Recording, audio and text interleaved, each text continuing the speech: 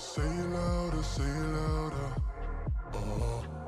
Feel the moment, feel the power. Bring the animal back to life. Bring the energy one more time. If you feel like letting go, you can take control. You can turn this all to something beautiful, where you feel life gets you down, down, down, gets you down, down, down. Say it louder, say it louder. Feel the moment, feel the power. Bring the animal back to life. Bring the energy one more time.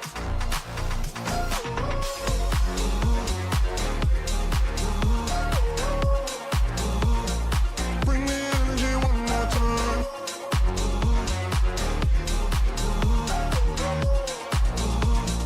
Bring the energy one more time. Say it louder, say it louder. You're the question, you're the answer. Bring the animal back to life. Bring the energy one more time. If you feel like letting go, you can take control. You can turn this all to something beautiful, where you feel life gets you down, down, down, gets you down, down, down. Say it louder, say it louder. Feel the moment, feel the power. Bring the animal back to life. Bring the energy one more time.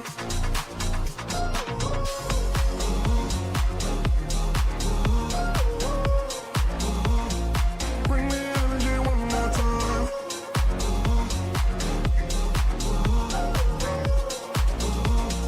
Bring the energy one more time.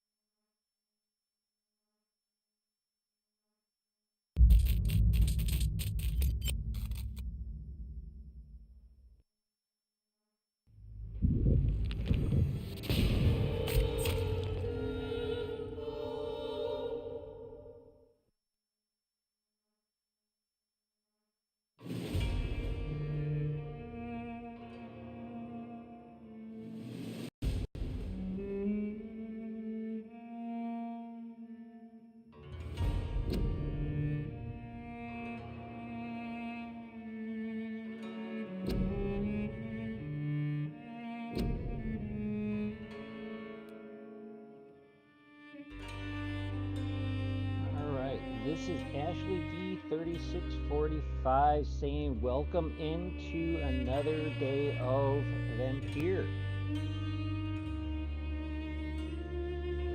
We are going to get right into the game here. We're on Act 2 actually. We are going to go ahead and continue with the hunt and the interesting storyline. Hopefully you guys are going to enjoy the Hunter storyline. I know I am.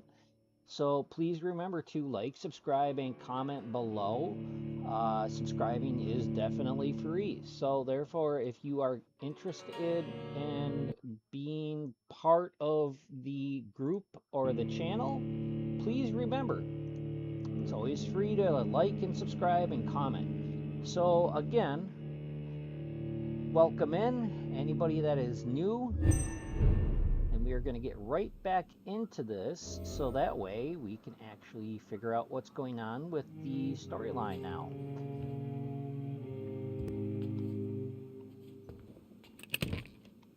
I don't need to refill any of that stuff. Oh, well, actually I do, I think. Oh, that's the wrong button. I think I do. Oh, yep, I have a gun, so definitely need to refill. Oh, that was it. Bullets is just one. All right.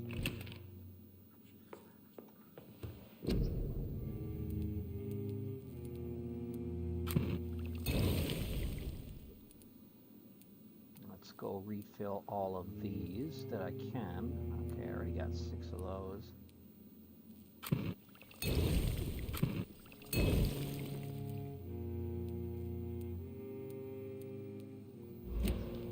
All right.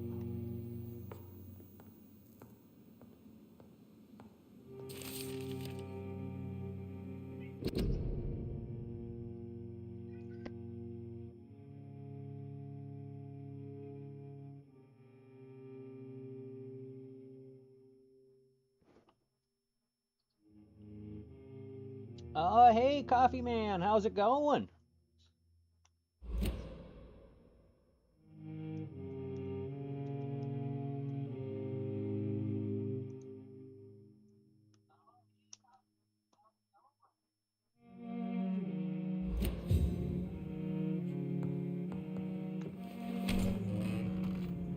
Let's get right into this here and see where we're going, because I've got no clue on what lies ahead. Oops. I can't believe I'm doing this. Just killed a rat.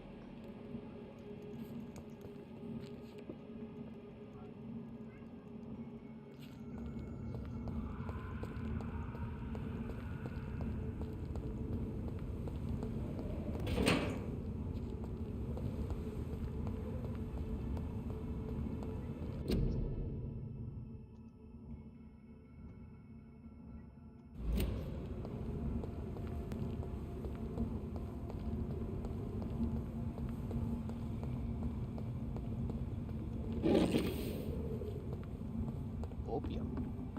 Nice. Can make some good drugs out of that.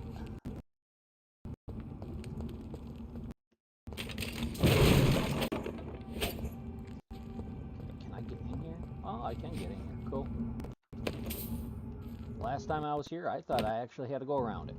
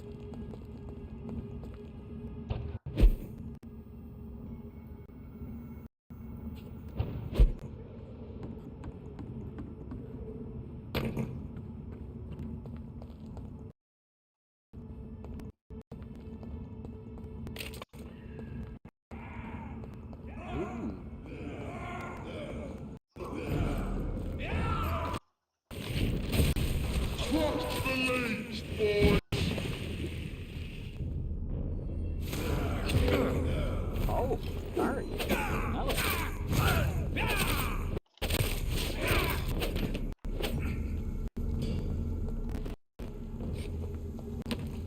Alright, I didn't know that he was going to be a vampire. Alright. Oh, dang. He left his hand on the trigger.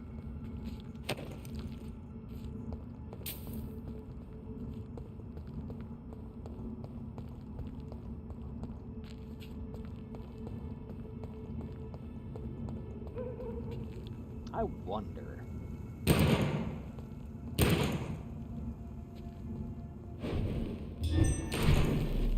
Oh, nope. Can't do it. It won't aim down. So. Guess he's just gonna use all the fluid. Yeah, I was thinking about doing Pal World today, but then I was thinking, wait a minute, I'm at only... So this is where she's... What a splendid house. Yeah, I was thinking, okay, well, since I'm only on Act 2 or Act 1, then I'll just keep doing this until I beat it, so... Yeah.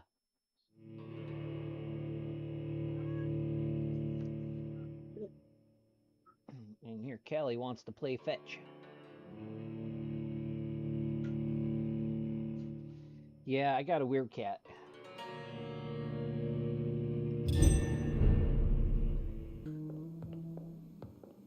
Not at all.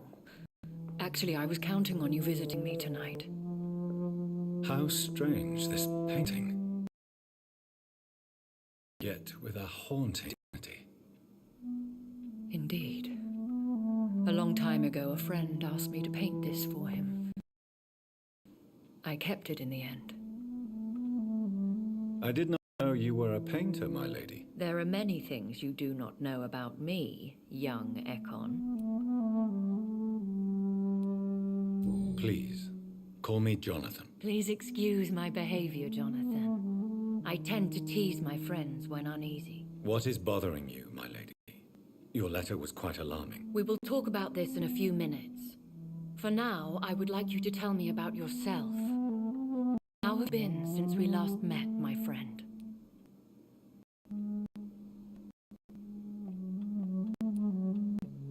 My sister Mary. She was made a vampire in the same way I was. She was the one killing all those people everywhere I went. Vengeance is a powerful force for those betrayed. Made vampire through careless error. Victims by surprise. In the end, she implored me to put an end to her misery. But still, I felt I had taken her life twice. I am so sorry for my accidental cruelty.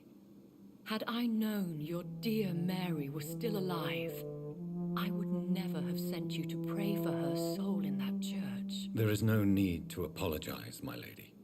Your words have been most helpful in these difficult times. Thank you, my friend.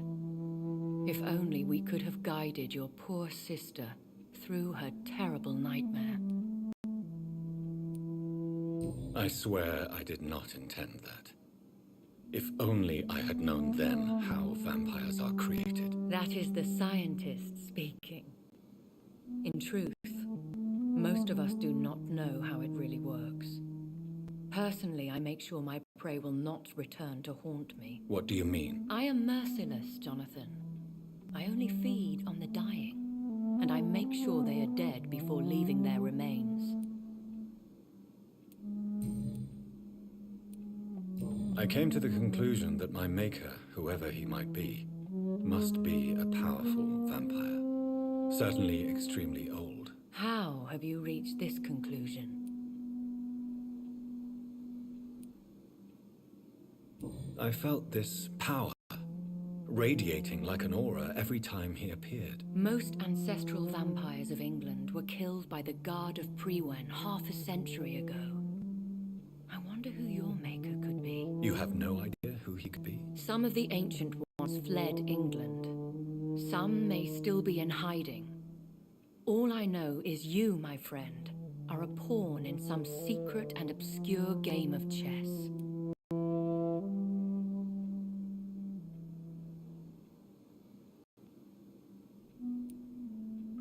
He is the only immortal I've seen appear in an ethereal form. His voice, his words seemed ancient. It was disturbing. I am afraid you are right. The simple fact that your blood made Mary such a strong Ekon proves that you must be of ancient lineage.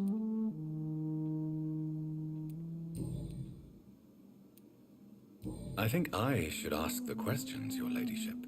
After all, it was you who invited me to settle this most urgent of matters. Fair enough, Jonathan. The situation is critical. We do not have the luxury for etiquette. Please do not misunderstand me. I would be delighted to discuss mundane matters and idle trivialities. If we survive the dark nights to come, we shall have all the time in the world to speak, you and I. For now, please follow me, Jonathan. I must say, your house is exquisite. One of the advantages of living forever is having the time to be selective with one's furnishings.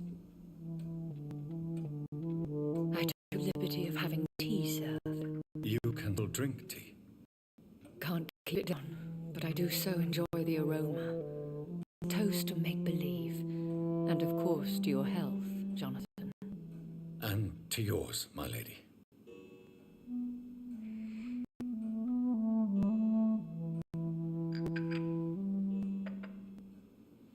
Please, call me Elizabeth. So, my lady, why truly did you invite me here? I've been asked to deliver an official invitation to meet the Ascalon Club. Should I trust them? Of course not. Do not misunderstand me. They can be very useful, but I believe their long-term goals differ from yours.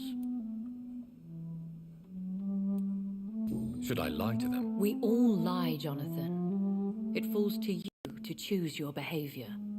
The most important rule is to show them due respect. Why meet them then? Because nothing truly important can be achieved in this city without their consent. They could be powerful allies in this current situation.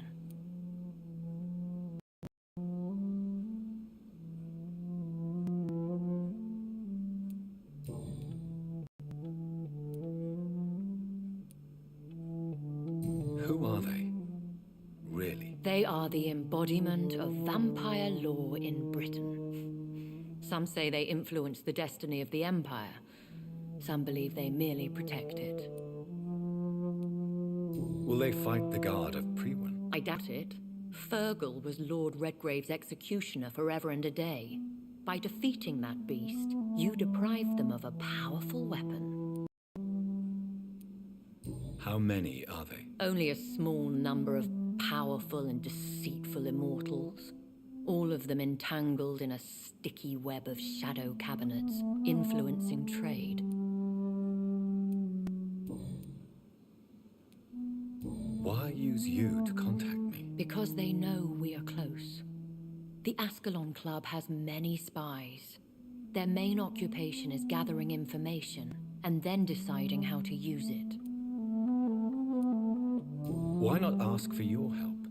Since you are obviously a powerful and influential immortal yourself. You have to understand that I am invisible to the eyes of Ascalon, for I am a woman. That suits me well, as long as they leave me alone.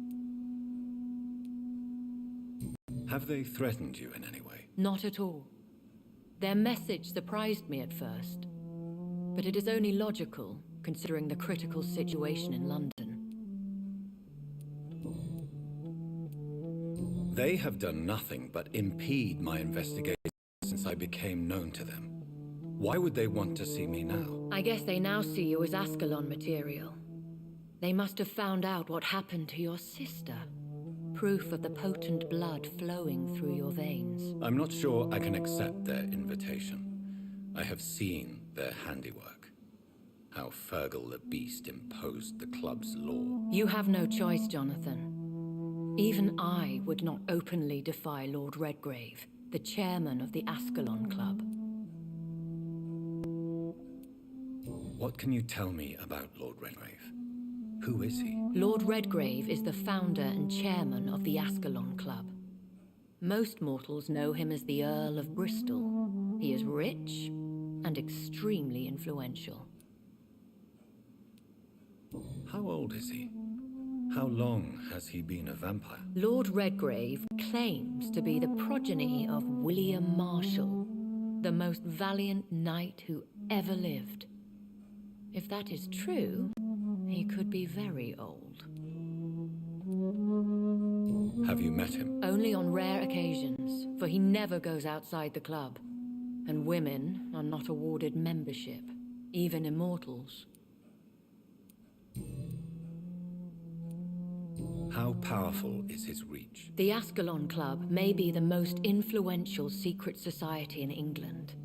Not all its members are immortals, but they are all very powerful. Any familiar or famous names? As the richest, most relentless British tycoon, Aloysius Dawson is considered ideal Ascalon material and has been watched for years. They are not all immortals. How is that? The club is mainly comprised of political figures who seek the safety and expansion of the Empire. The most loyal are awarded immortality. If you are convinced I must meet him, I will heed your advice. Thank you, Jonathan. I understand your reluctance to brush shoulders with London's vampire elite. But we have no choice. Is the situation that critical? Yes. The Guard of Priwen has called for a second great hunt of our kind, and they will stop at nothing to eliminate us. Will the Guard of Priwen and the Ascalon Club fight each other? I doubt it. If Priwen really launched a great hunt, I think most of the Econs I know would flee the country to escape the bloodbath. Should we fight back? I will not be hunted down like an animal again. I admire your courage, Jonathan. But the best way to fight them is to put an end to the epidemic. This is the only way to clear the air. I think I saw them kill an Econ on the way to your house. They seem to have a list with names. To launch another great hunt, they must have collected intelligence on vampire identities and whereabouts. They are a resourceful lot. What is a great hunt? The first great hunt was launched about 75 years ago. In just a few nights, the Guard of Priwen located and destroyed most of the old British vampires. How did you survive the first hunt? I fled, Jonathan, like most vampires who survived that slaughter. And I secretly came back when I...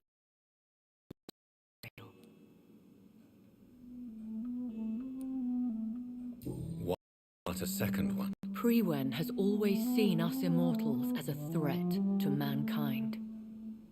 My guess is they suspect one or more of us as the cause of the epidemic.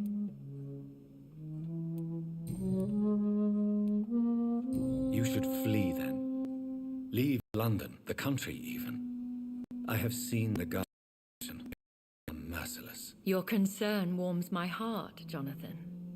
But fear not. If the situation gets too dangerous, I shall retreat to my secret Scottish manor. I could hide you in my luggage, if you wish. Thank you for the offer. I shall keep it in mind, but I have much to do here. There is a question I must ask you.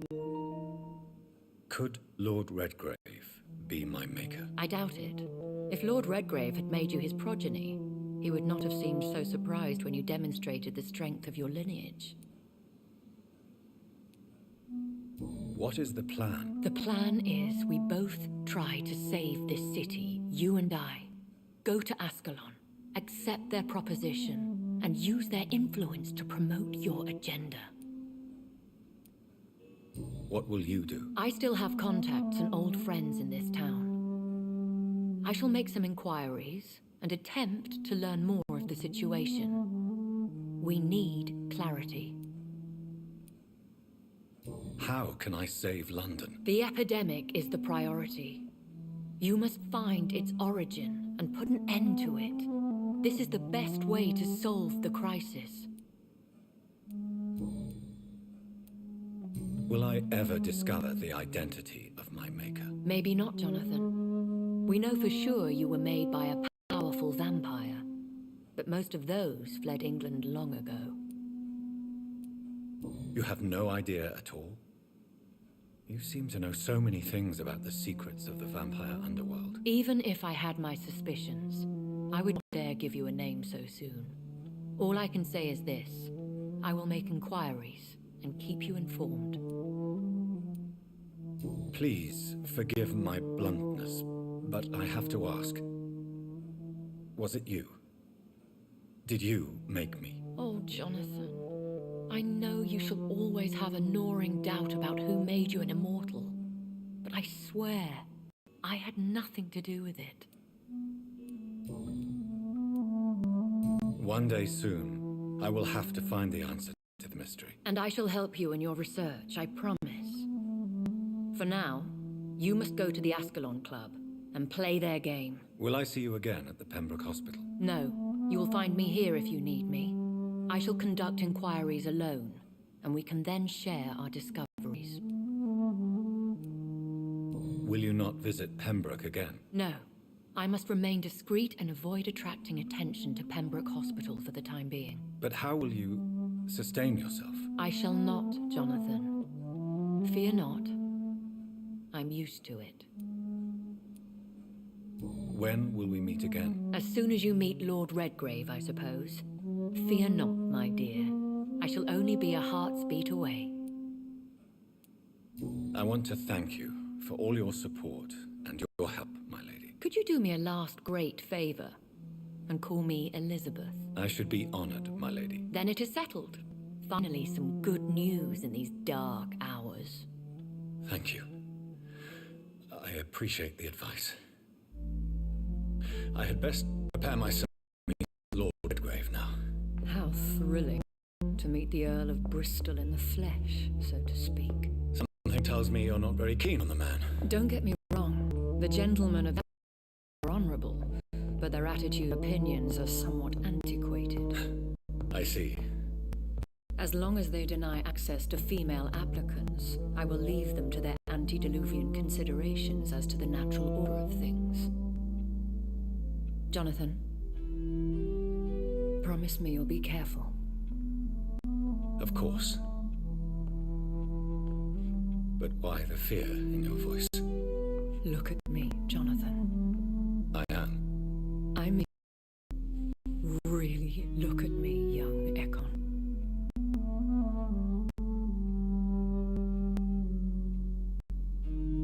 We may be deceptive by nature, but this heart of mine has always told the truth.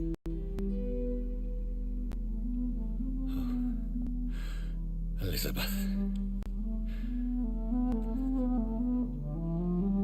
Go, my friend. But come back to me soon.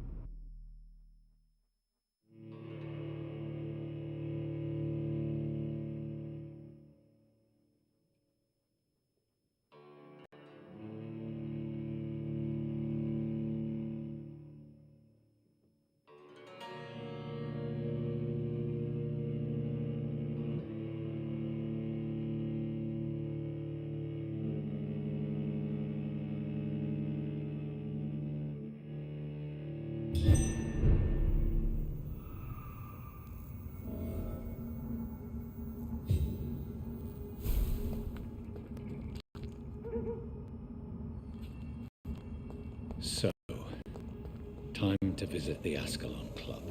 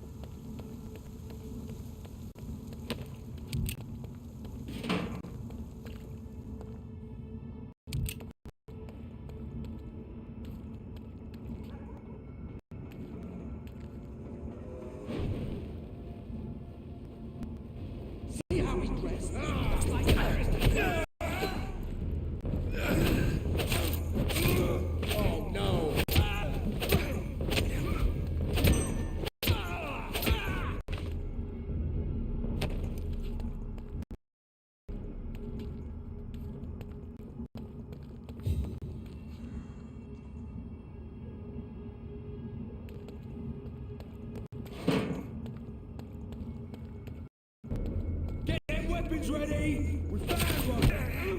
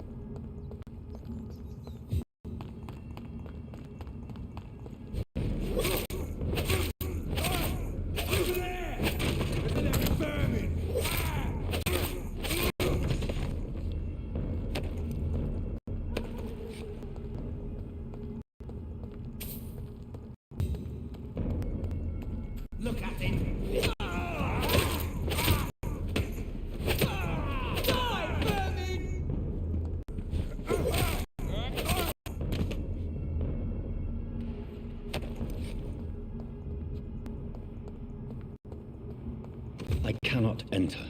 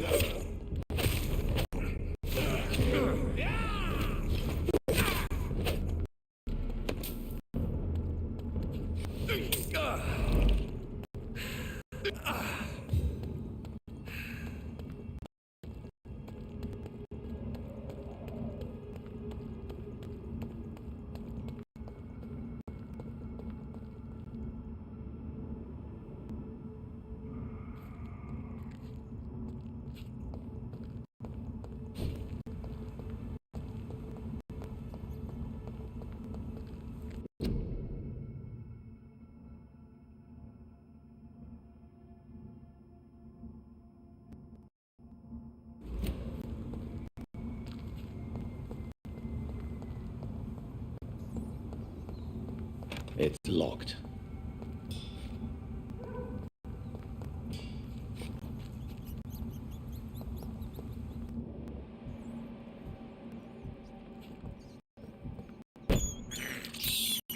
This is despicable.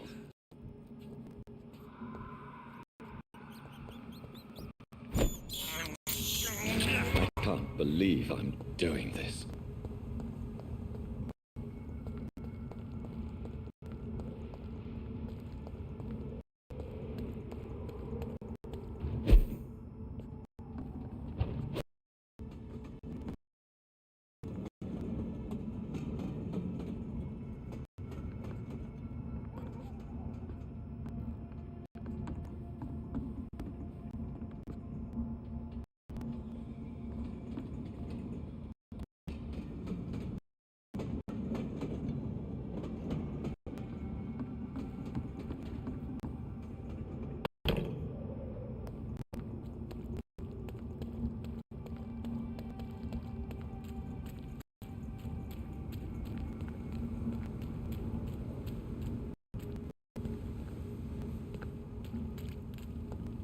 I cannot enter.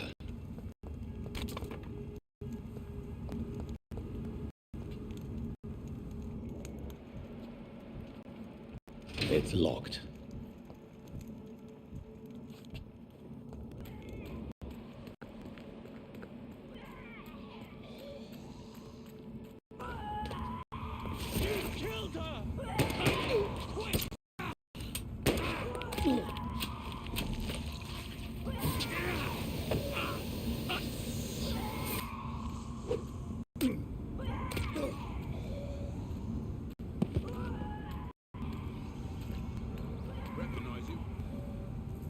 That was the vampire I saw earlier.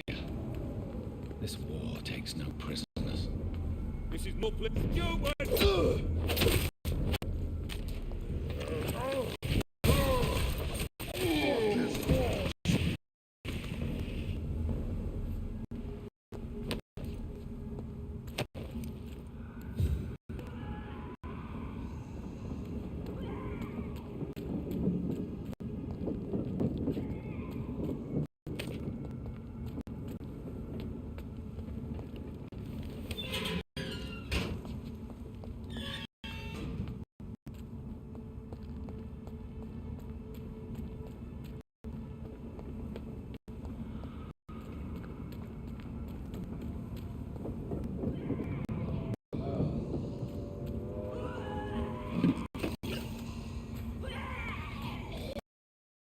All right.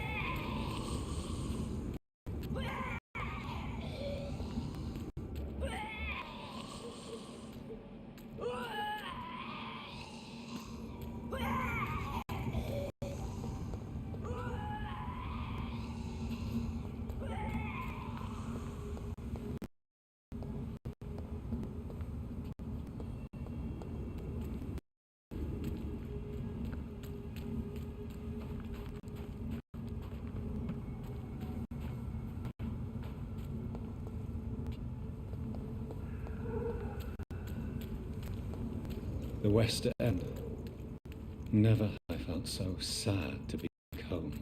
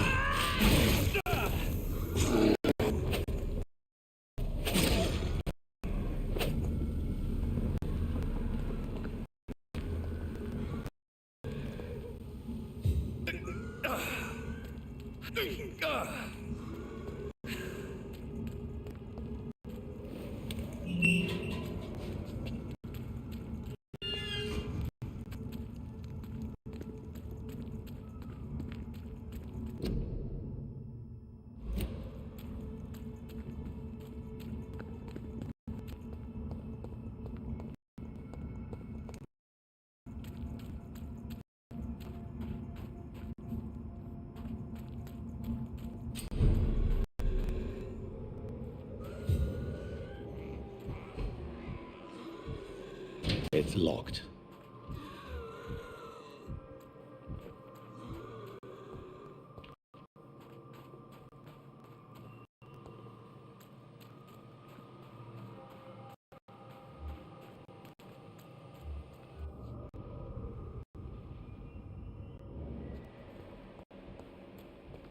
The Ascalon Club.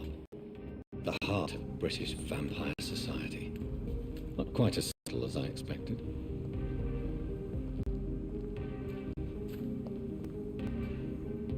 Good evening, miss. Oh my god, no. Please, Mr. Vampire, don't kill me. Please, no. I'm too young to die. I still have so much to offer this world. Wait, no. Why do you think I would... What?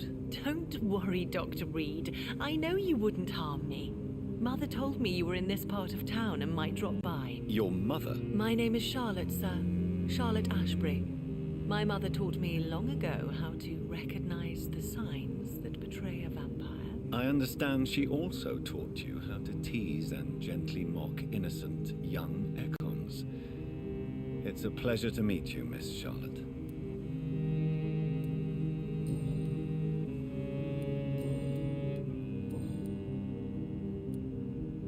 What exactly has your mother told you about me? Your name and profession, obviously, and the mystery about your maker. I'm sorry to hear about what happened to your sister, sir. Mother says it was not your fault. Does it not scare you to know what I am? What your mother is? Why should it? My mother is the most compassionate woman. Must I be wary of her, Dr. Reed? Or you? Of course not.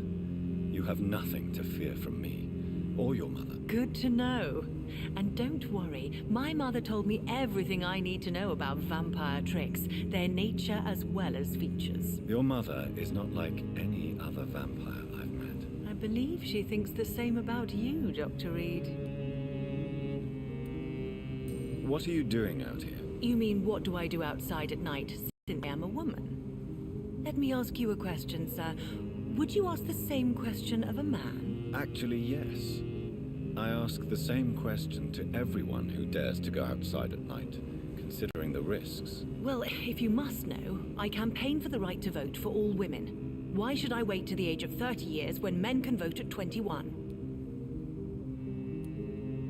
How are the locals reacting to your claims? People here can't wait for a wall to be built to isolate the West End from the rest of town.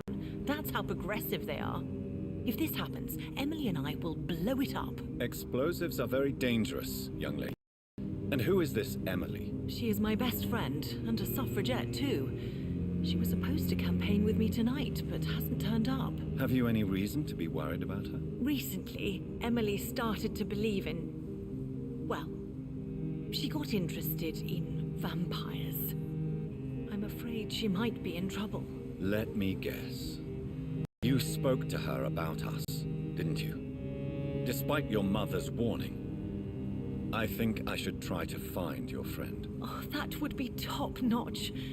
I can tell you where she might have gone. You have my thanks, Dr. Reed. And please, don't tell my mother. Are you a suffragette, then? Oh, you really are Elizabeth's girl. Without a doubt. All adult women have the right to vote in the US, in New Zealand, and in Australia.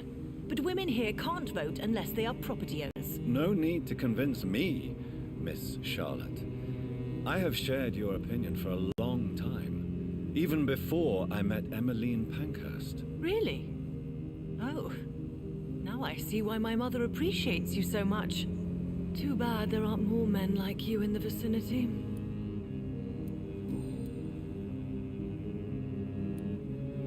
What do you think about this part of town? I was raised here, and I suppose it feels like home. You grew up in this part of town too, did you not?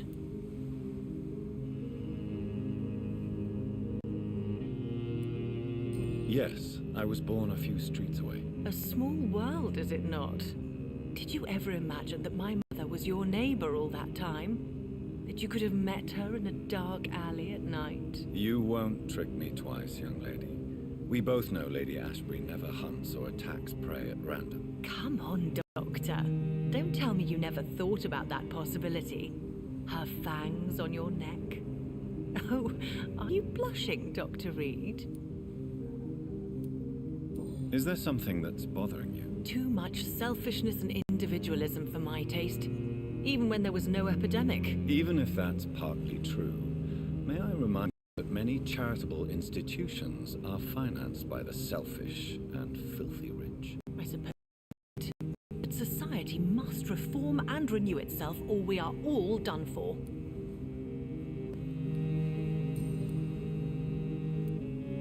Tell me about your adoption. What do you want to know? How did you meet Lady Ashbury? First, I was an orphan in the institution for girls she manages in the West End. When I was 10, she adopted me, and I have lived with her ever since. Did you know she was a vampire when she picked you? The correct word is Ekon, Doctor. And no, I had no idea why my mother only showed up at night. She told me everything when I turned 16, though I suspected the truth for a long time before that.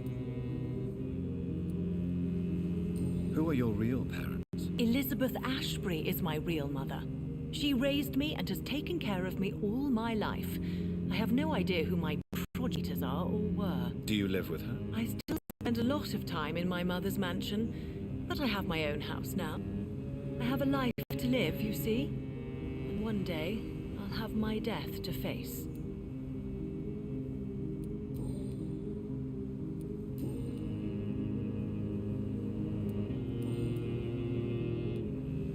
Do you know why Lady Ashbury chose you to become her daughter? No, I don't.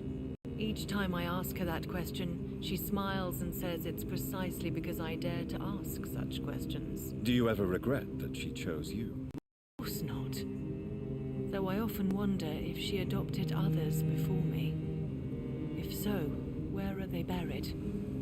How was it for them to pass through life with a never-aging mother? Do you need my medical attention, Charlotte? I am fine, Dr. Reed. Hi, Charlotte. My best regards to your mother when you see her. She's been quite busy these last few nights. I suspect you may see her before me.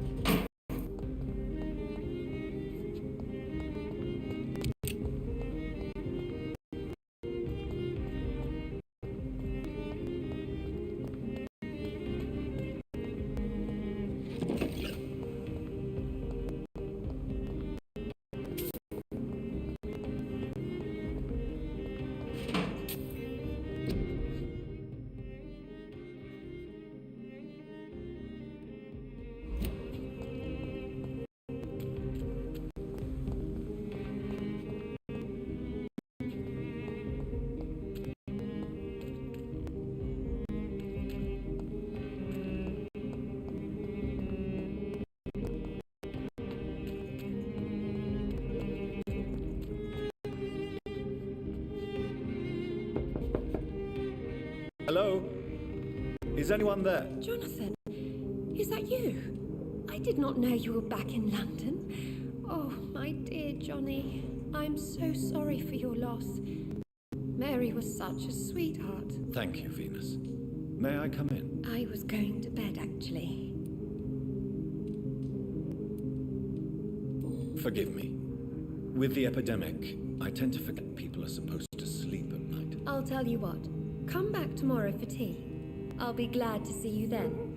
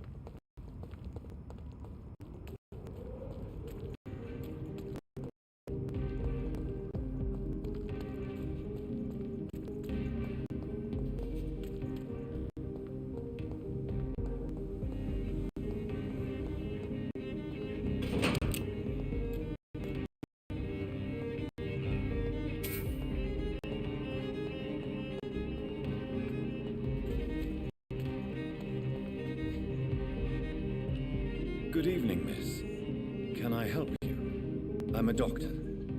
Dr. Jonathan Reed. I am Karina Billow. I don't need any doctor. The rats. Where are the rats? Miss, you don't seem well at all. Are you afraid of rats?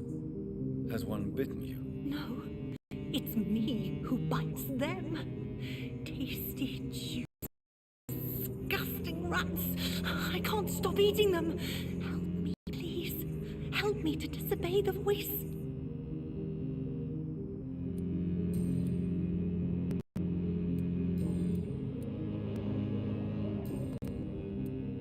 What is the local news hereabouts, Miss Billow? Shadows. Shadows hunting shadows. Whispers in the dark. Pestilence. Suffering. What happened to you? The rats. The answer hides in their little crunchy bones. Their juicy, tiny brains. Miss Billow, please, try to concentrate. Why worry about rats so much? The voice in my head. He forces me to so.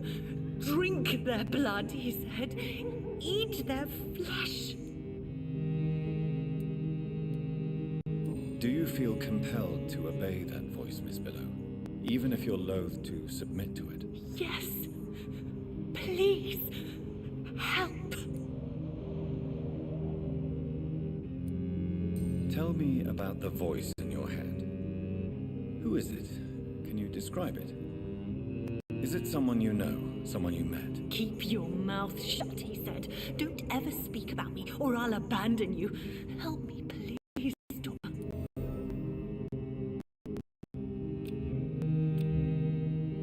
Can I help you, Miss Billow? I'm a doctor. The rats. I need them.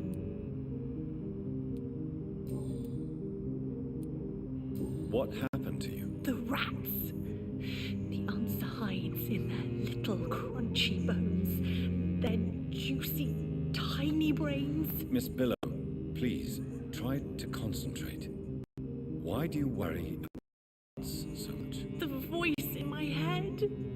He forces me to do so.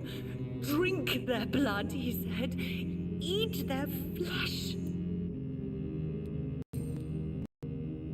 Tell me about yourself, Miss Billow. What do you do for a living? Oh, I'm hungry.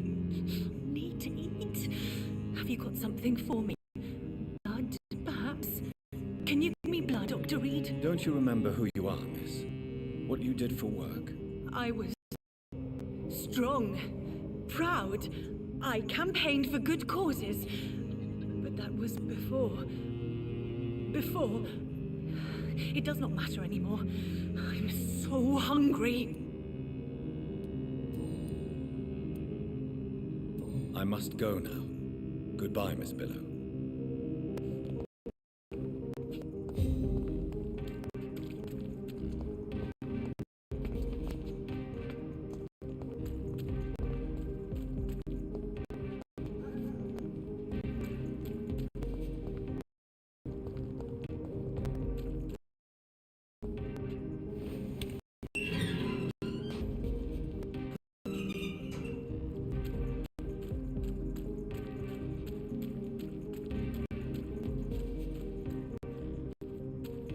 It's locked, all right.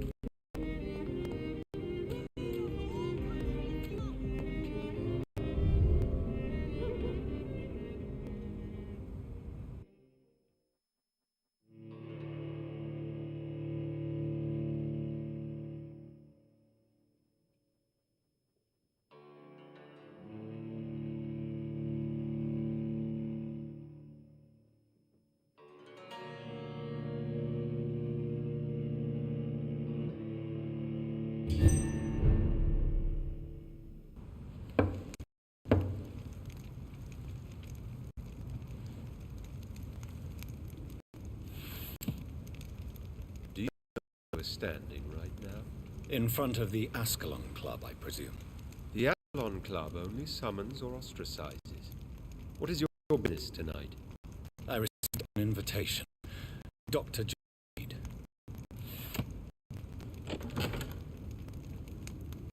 Welcome to the Ascalon Club, then, Dr. Reed. Please see. Lord Redgrave is waiting on you upstairs.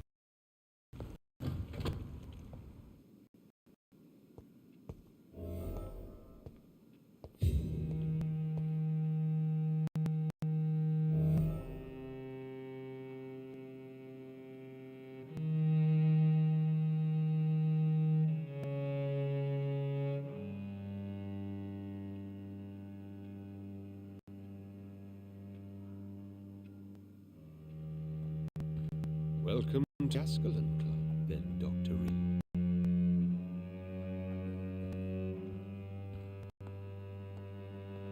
There has been quite a battle here.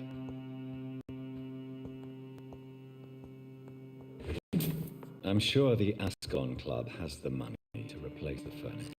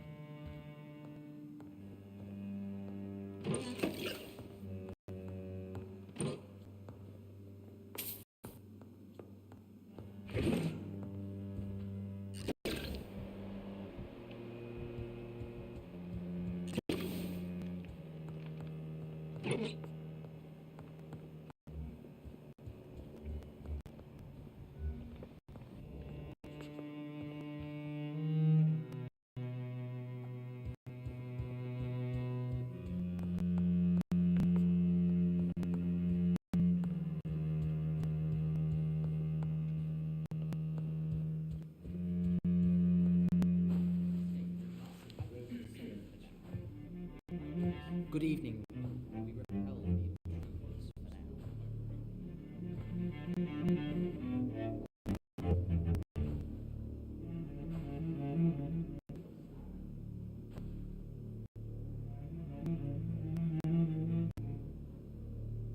My good friends, if I may have your attention, behold our visitor, the good Dr. Reed. Newborn of blood so pure and strong that even my friend Fergal Bansher was no match for him.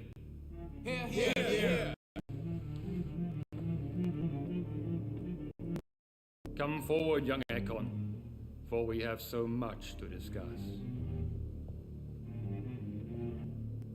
Welcome to the Ascalon, Reed. I am Lord Red, Earl of Bristol and chairman of this exclusive association. Lord Redgrave.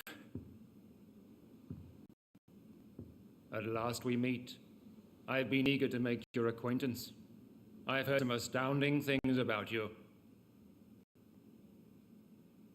Please accept my condolences for your loss, Dr. Reed. Thank you, my lord. Lady Ashbury expressed your wish to meet me. Yes. The lady has always been a useful acquaintance, though not always reliable. Is she a good friend of yours?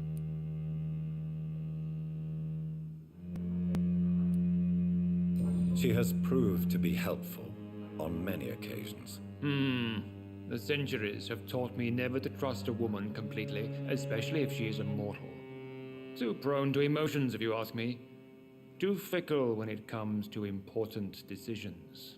My lord, do not expect me to speak ill of Lady Ashbury. Of course not, and I praise your loyalty. Would you offer the same fidelity to the Empire? What do you mean? I speak of the Skull Plague that threatens London and the country. You have been on the front line, East End, but the time has come to open up a second front here. The epidemic has escaped the quarantine. You have new cases of the outbreak. We don't know for certain, but we cannot allow the disease to threaten the prominent heads of Great Britain.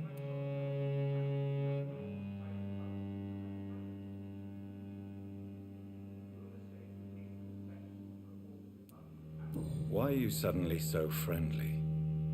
The last time I met one of yours, he tried to kill me. Are you referring to Fergal? He was the most useful of servants, but he was just a servant. You, on the other hand, Doctor, proved yourself much more worthy. You want me to find possible sources of the outbreak in the West End? Is that it? Ah, straight to the point, like all eager newborns. We shall have time to talk about all this, Dr. Reed, but first, I should like to get to know you better. Talk? Is that the only reason you asked me here? Well, no. I also wanted to meet the intriguing Ekon who made such a powerful progeny of his sister. You have not learned the name of your maker, am I correct?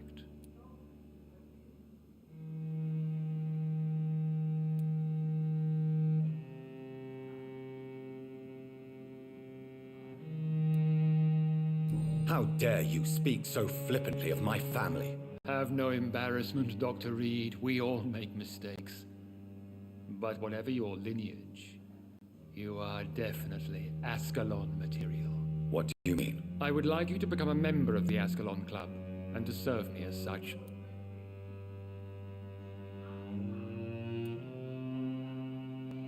Before I accept, I have so many questions. Please ask.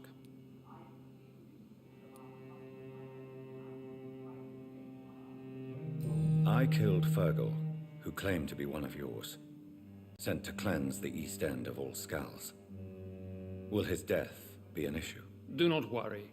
My priorities have changed. Fergal was a zealous servant of mine, but like any servant, he had his limitations. He is readily replaced if necessary. What does it mean to be a member of the Ascalon Club? It means that you swear to protect the interests of the Crown, that you become a loyal servant of the British Empire.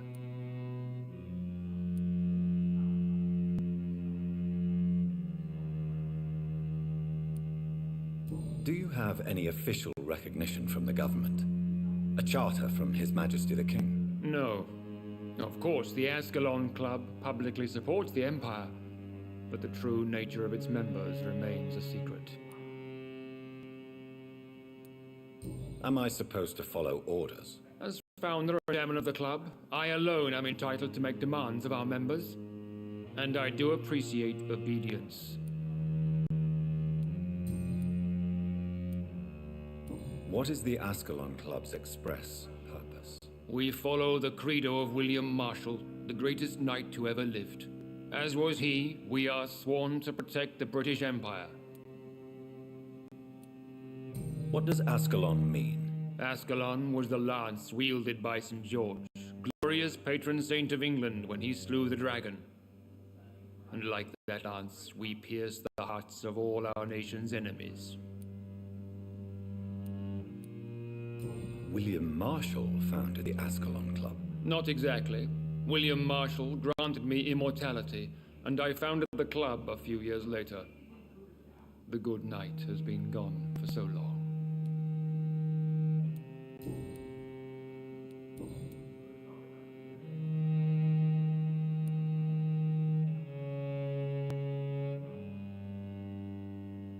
I agree to join the club. This is good news. Good news indeed.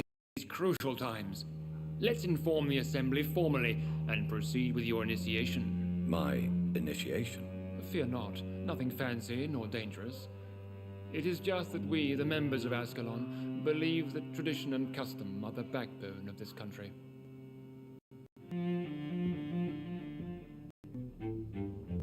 My fellow members, dear friends, please gather and welcome this Ekon as one of our own. Is he worthy? Is his blood pure? Well, speak, Dr. Reed, in front of the most sacred blood. The blood of our beloved William Marshall. Speak now. Will you serve and protect the crown as he did? Yes, I will.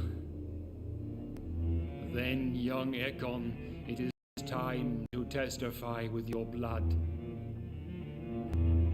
It is time to sign Book of Allegiance. I know it's awful Gothic and a tad pedantic, but England's traditions are the backbone of our nation.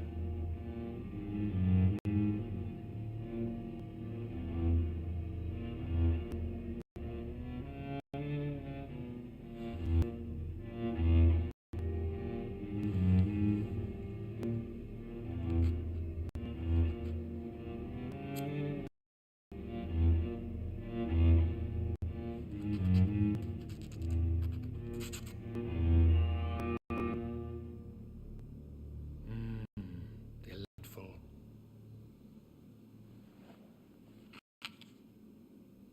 Welcome to the Ascalon Club, Dr. Reed. Take your place on the bearer of the lance. One of us! Us!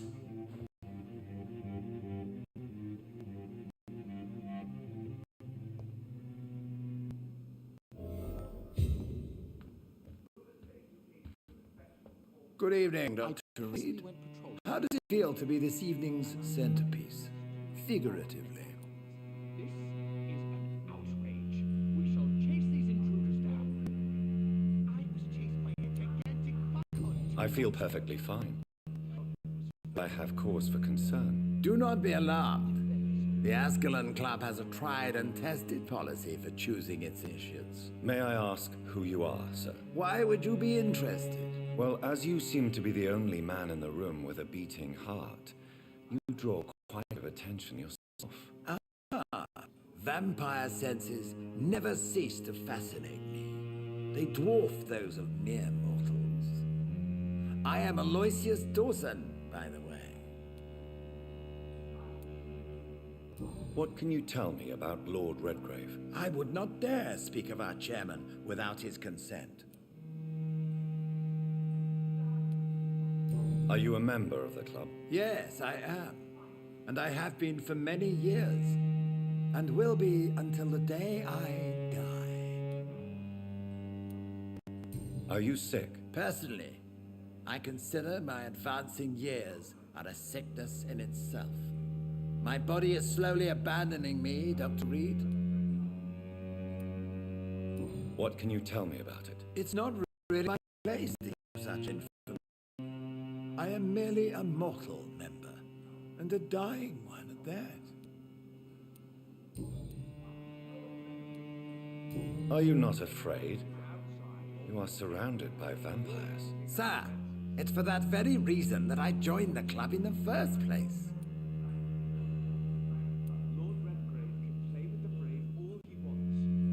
So you asked for membership? I have been a member of many clubs in many countries. But I must admit, this one is my favorite. Is not the nature of this club a secret, shared by only a privileged few? My dear Dr. Reed, I have spent years and a fortune precisely to gather that kind of information. Mr. Dawson, of Dawson and Dawson, the wealthiest man in England. It is a pleasure to meet such a prominent figure of London. A withering London figurehead, to be precise. Are you sick, Mr. Dawson? I am a doctor, you know. My case is beyond the scope of traditional medicine. I have spent fortunes on the world's most competent doctors to arrive at that diagnostic conclusion. I'm sorry to hear that, sir. Should I suppose that you're here in search of some form of immortality? Absolutely not. I'm here to implement my plan to save the city I was born in, to cast out the ghastly evil that has us all on our knees.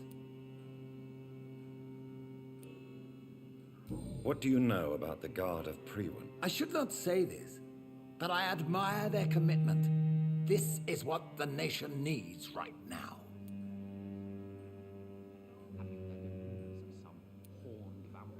Would you help them? No. There is a time for such methods. But brute force will not be enough to fight this plague. We have to think differently. We are losing this fight. But they are our enemies. They are not mine, Dr. Reed. What is the situation like in this part of town? I am sure Lord Redgrave will enlighten you more effectively than I. Money cannot solve every problem. This mysterious epidemic is going to require more than money can buy. You're right.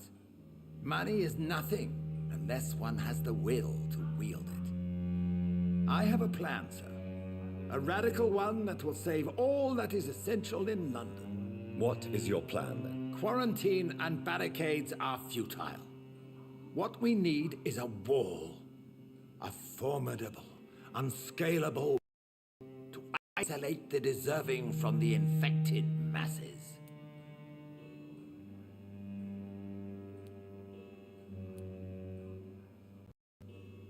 But that would segregate the rich from the poor, would it not? It would be unjust. Our only course of action must be to save England. And to save England, we have to make sacrifices. Are you not mistaking sacrifice for summary execution? Why do you care? Are you not a vampire? removed from all mortal concerns. Decisiveness is what the city needs, and it needs it now. They must have spent years preparing their plan.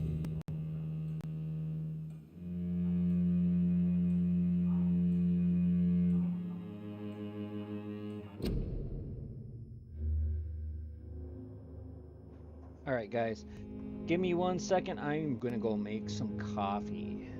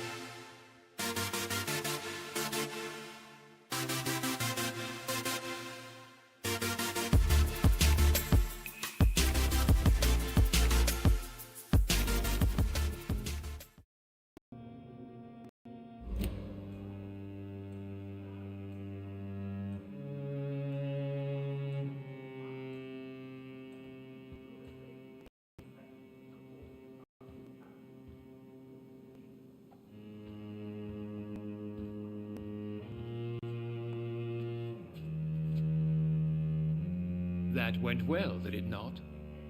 It is always useful to bolster the troops' morale, especially before a difficult battle. You have the makings of a general, my lord. I was, though very long ago. Well, not quite a general, but a proud defender of the crown. So why did you really want to meet me? Straight to the point again, young Ekon. All right, let's talk, you and I, Lance Sparrow. I'm listening, my lord. According to my spies, you have worked with Dr. Edgar Swansea on the epidemic, and your findings were quite alarming.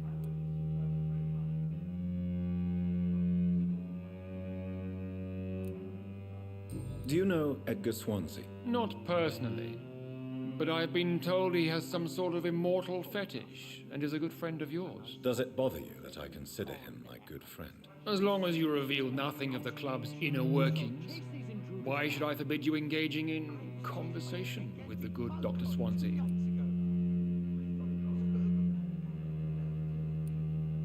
You were spying on me? Not personally.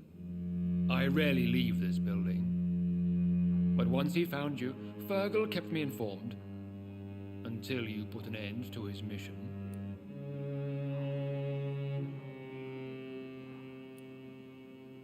You do know I killed him. Yes. Will you bear ill will towards me for his death? Of course not. Your victory was quite impressive and courageous. You earned my respect.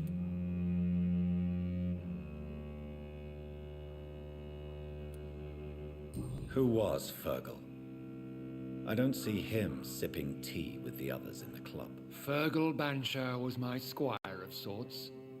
Even before becoming that magnificent beast, he was a brute. He served me well for decades. No, I mean, what was he? He was clearly no ordinary vampire. No. He was a Volcod. All muscles and instinct. Quite the rare breed. Ferociously territorial. Mortals often mistake them for werewolves.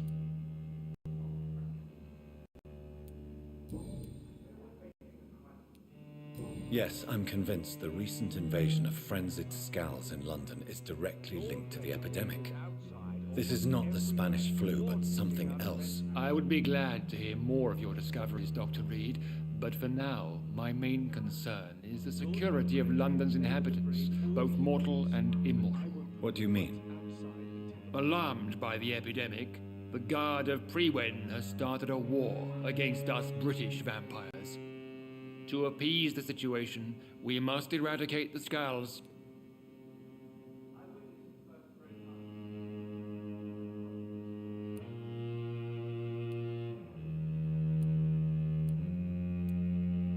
I have met peaceful and wise Skulls. To exterminate them means we are no better than vampire hunters. Skulls are hideous, shameful creatures that give all Ekon a bad name. So, what do you want me to do? I want you to investigate the city thoroughly. I have reason to fear there are cases of contagion in this part of town. Our absolute priority is to find and cleanse them. And how would you like me to proceed? By all means necessary, Dr. Reed. You are now a member of the Ascalon Club and you have carte blanche. Interrogate the locals, follow all the leads you find, and get results.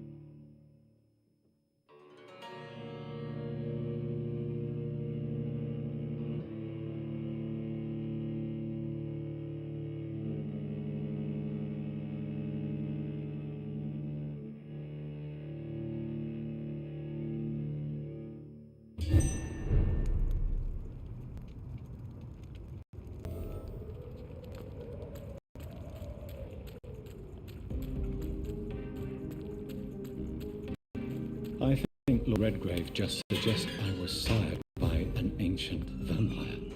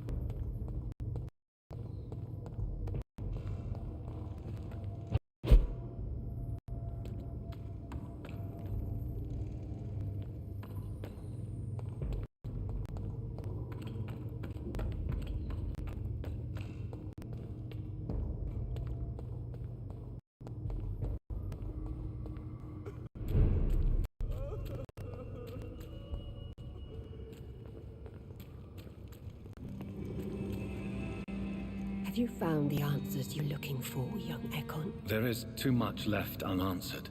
So many questions. Get to know us. Spend time with us.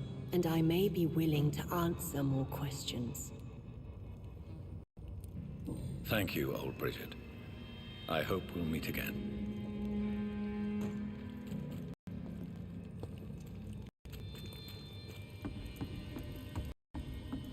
Eternal gratitude for your protection, Master.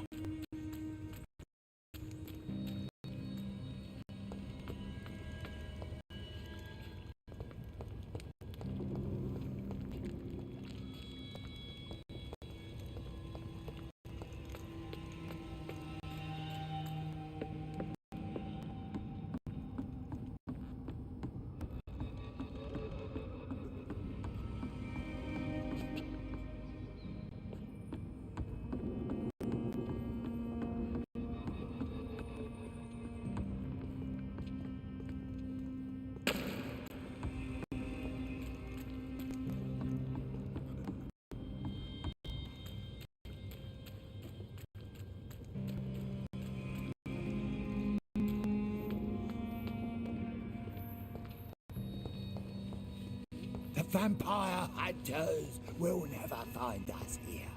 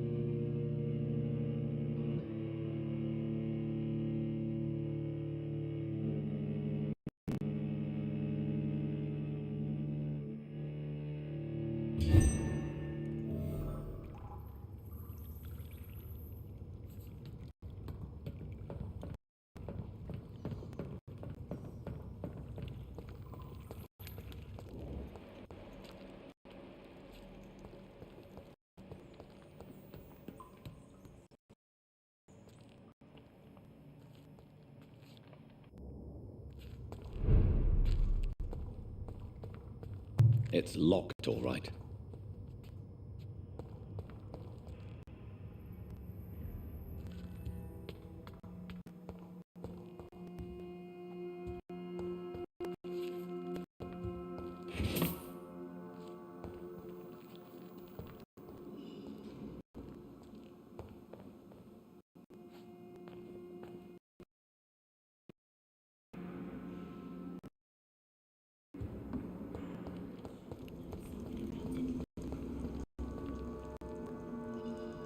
Welcome back to my humble shelter, Dr. Reed.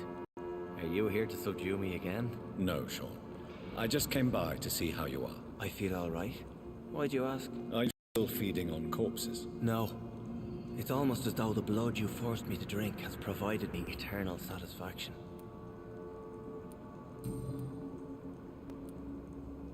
Have you seen Harriet Jones since taking her to Old Bridget? No. She's with the sewer skulls now. I don't go downstairs. But why did she fake her own death? There was so much blood in her room. She attacked patients, too. I just lost her for a minute that night. When I found her, she had caused mayhem across the hospital. I slapped some sense into her, and we fled before getting caught. What happened then? We ran here through narrow streets and backyards. She kept saying that someone was talking to her in the dark, offering to avenge her. But I saw nobody. What happened at the Pembroke? I guess we recognized each other. As Scals, I mean. She had but one thought. To punish. To get revenge upon everything and everyone. I realized I had to bring her here quickly. How did you meet Bridget? When younger, I used to patrol the streets at night, searching for lost souls. This is how I met her. It took me 2 months just to get her name. Now we support each other. You really are a saint, Sean. Oh, no, sir, I'm not. But I know evil, and I believe goodwill and tenacity can make this world a better place. Had you already visited their hideout in the sewers? Just once, and very briefly. Most of them are very discreet, and they see me as an outsider, even if I protect them. Would you let me listen to your chest, Sean? No, Dr. Reed. You already forced me to drink your blood, and I thank you for that, for I feel better now. But it was quite an unpleasant experience. It would help me greatly if you would allow me to give a physical examination. I said no. I'm no subject of medical examination, and I intend only to obey and to kneel before God.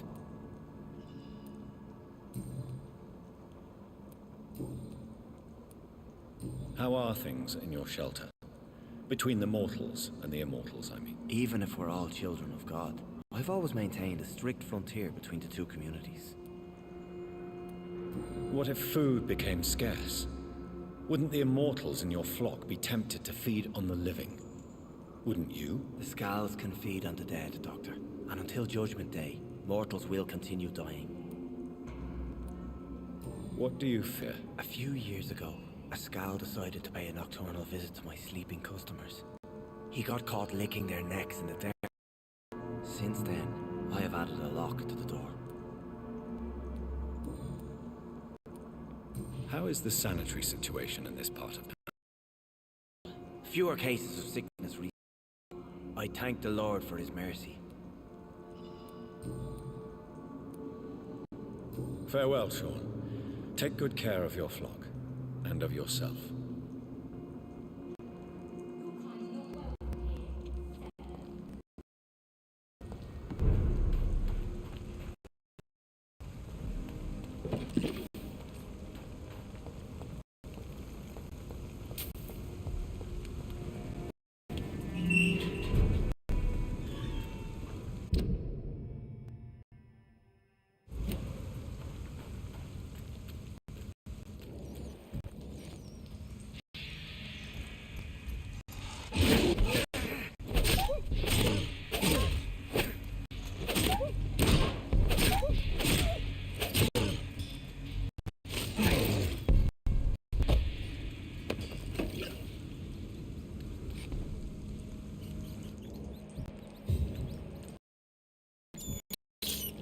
This is despicable.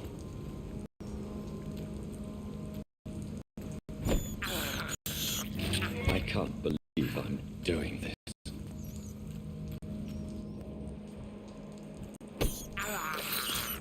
I have this thirst for blood.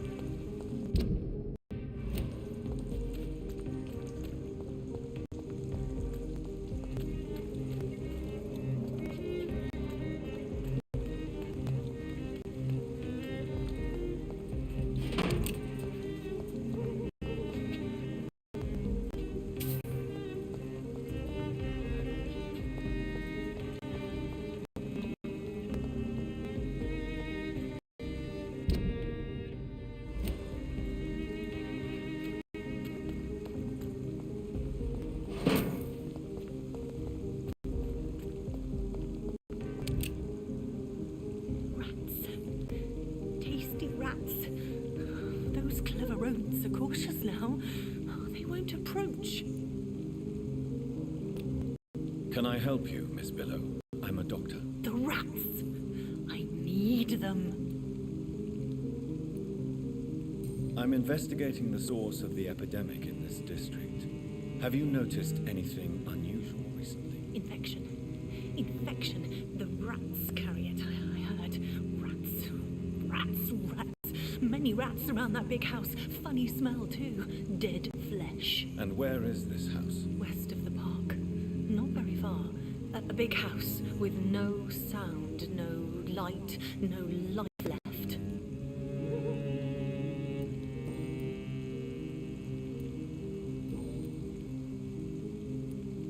I must go now. Goodbye, Miss Billow.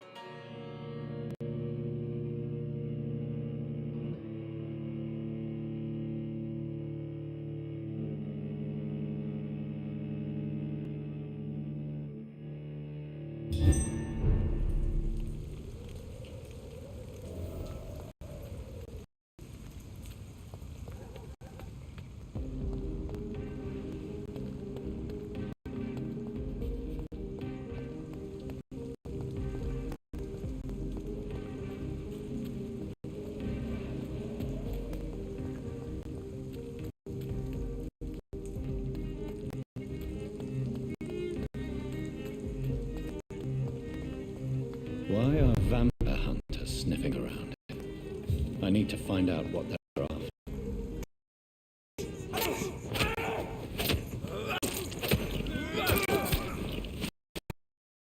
Shit, that leech is fast!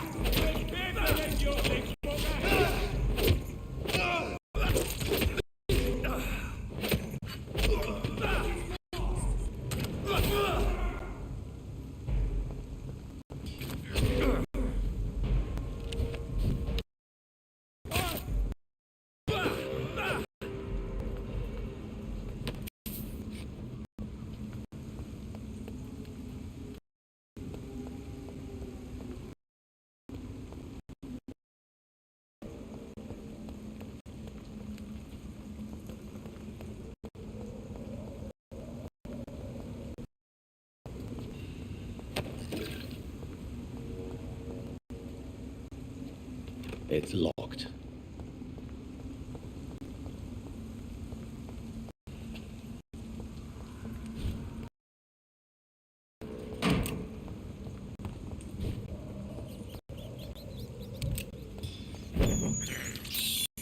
This is despicable.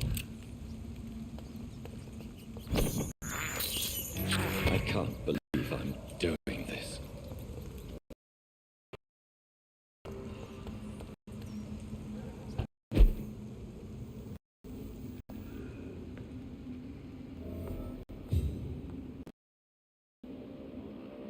This woman's body has multiple lacerations. They're deep, too. Whoever did this was driven by rage.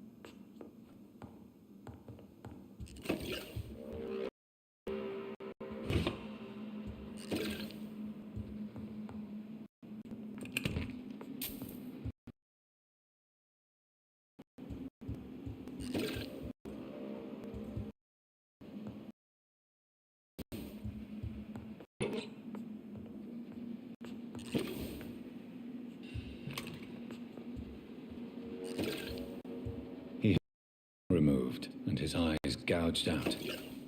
He was a victim of brutal torture.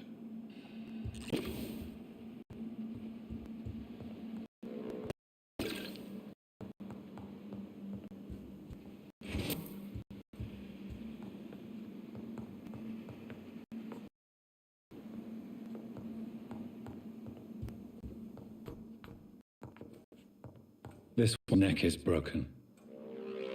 He was young. Probably the son.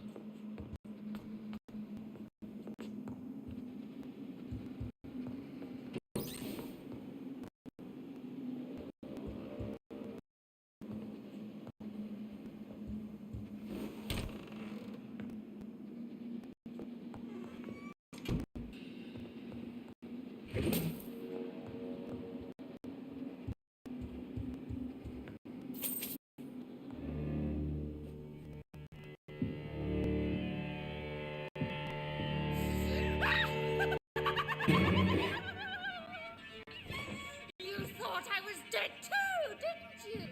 No, I was just pretending. Doris told me I could have been a great actress. You. They mocked my talent. Ah!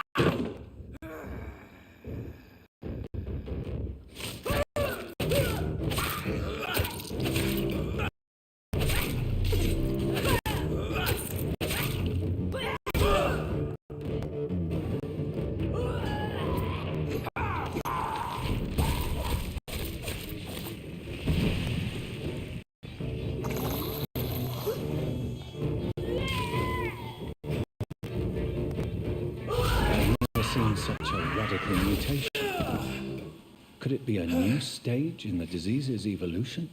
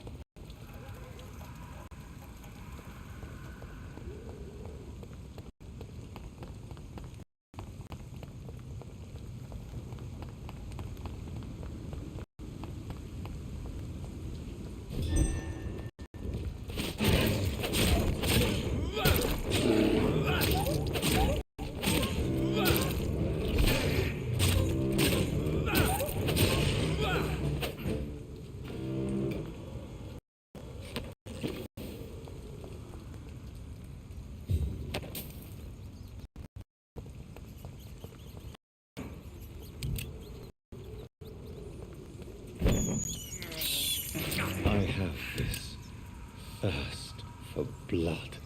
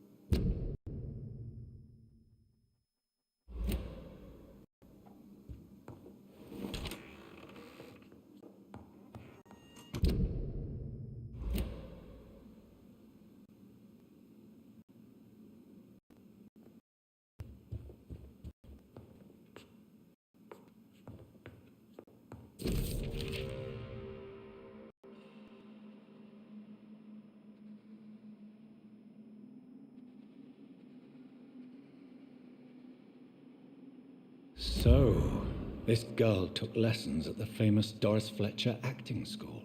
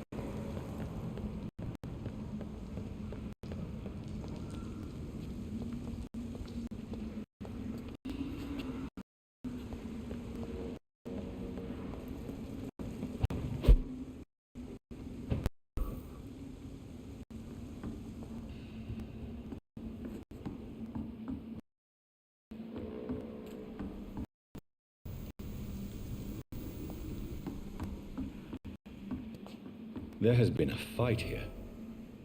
I can see a blood trail. Left by one of the antagonists, perhaps? What a mess. Something will happen here. But what?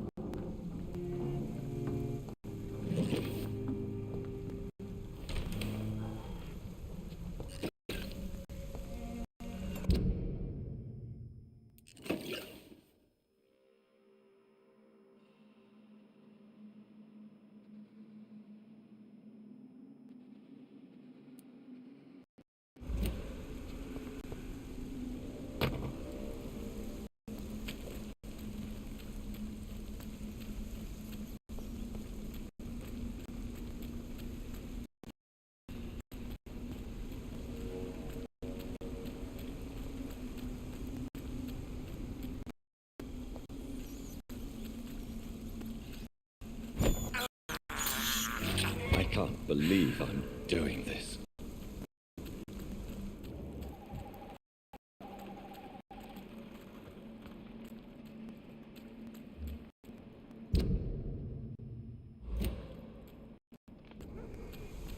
This is my territory.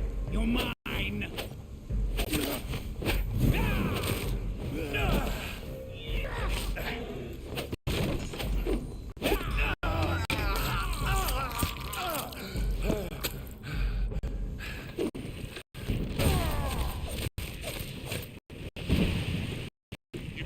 Win.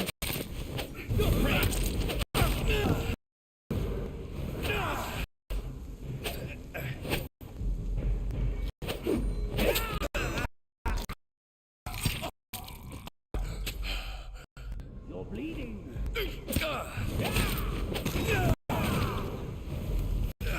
You're feeble. Gotcha.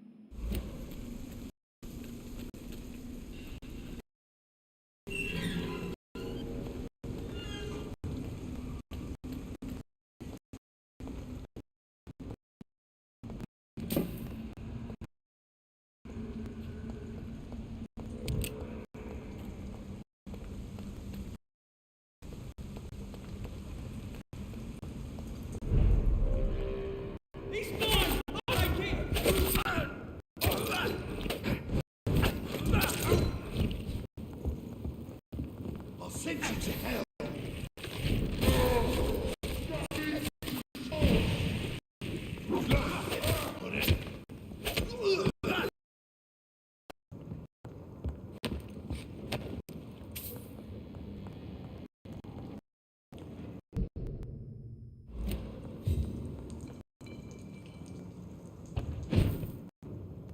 Die, vermin!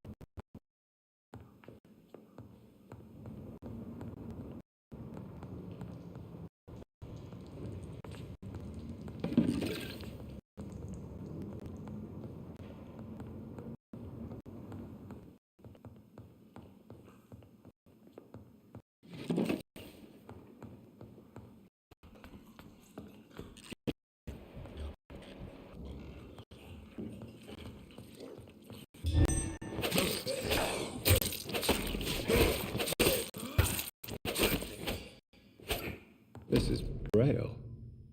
I need someone who can read this.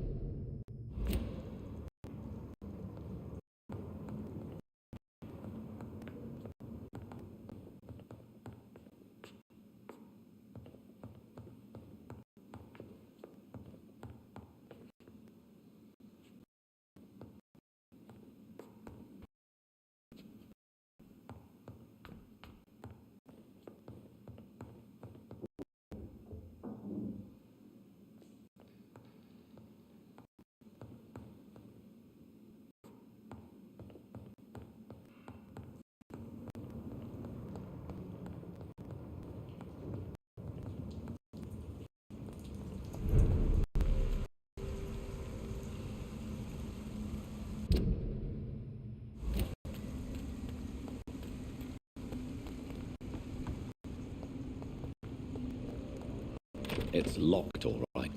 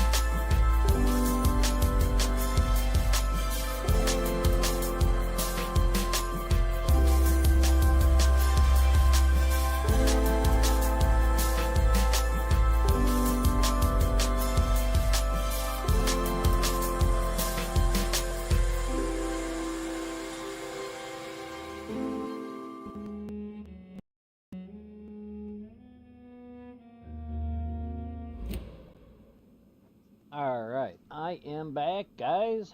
I ended up getting some of my coffee. I have the Michigan Cherry Coffee and Snickers for the creamer. And let me tell you, oh my god, it tastes awesome.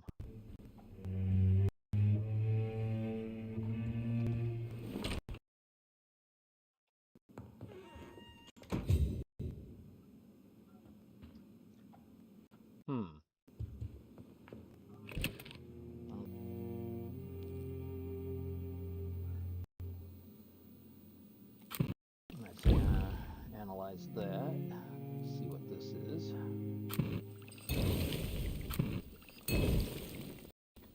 Don't know exactly what it is, but I guess I got 2 of them.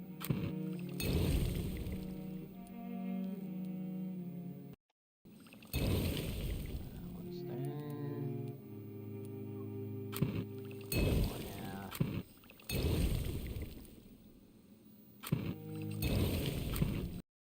Definitely need those. Alright. Now let's upgrade. Oh, hold on. I gotta get the money.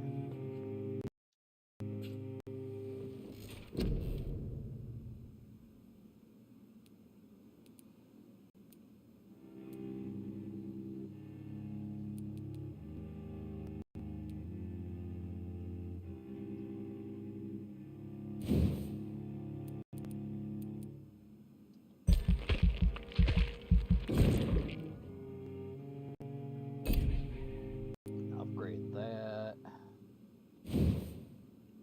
I haven't even used this.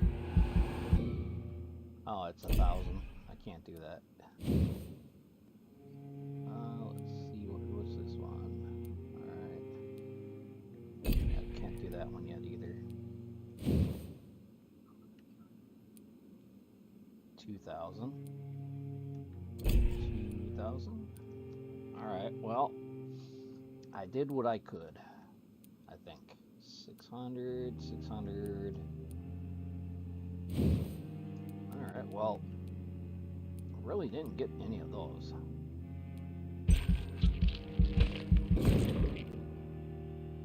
So I guess I can up that.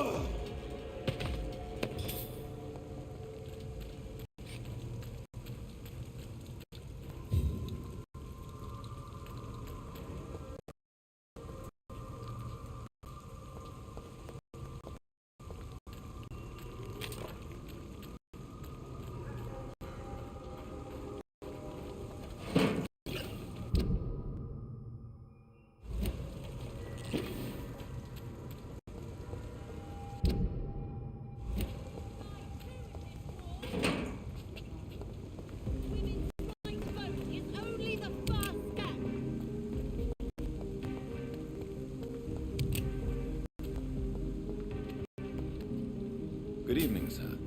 May I have your attention, please? Come on, Johnny. Don't you recognize your oldest friend? Clarence. Clarence Crossley. How are you? My God.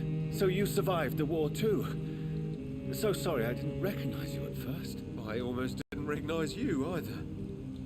War does that to men, I heard. In my case, it was true, for I witnessed the horror that lies underneath.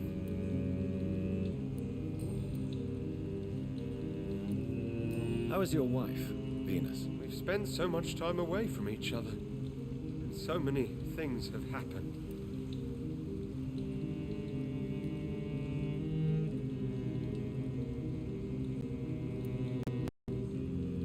Do you need medical assistance, Clarence? It's a little late for visiting hours, don't you think?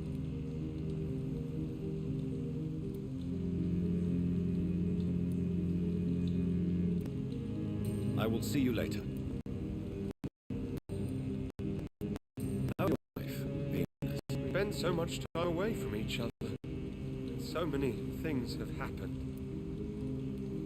Is everything all right at home? Surely Venus was relieved to see you return from France in one piece. Have you forgot what people are like in this part of town, Johnny? Venus fears for our family reputation. Now her husband has become the village idiot. But you're alive. You returned in one piece and you have a family. How many soldiers can say the same? Believe me, it's not quite that simple. Unlike you, I'm not the man I used to be.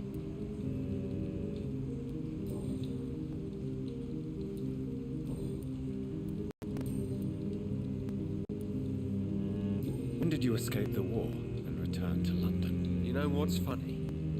I almost never think about the war. Not anymore.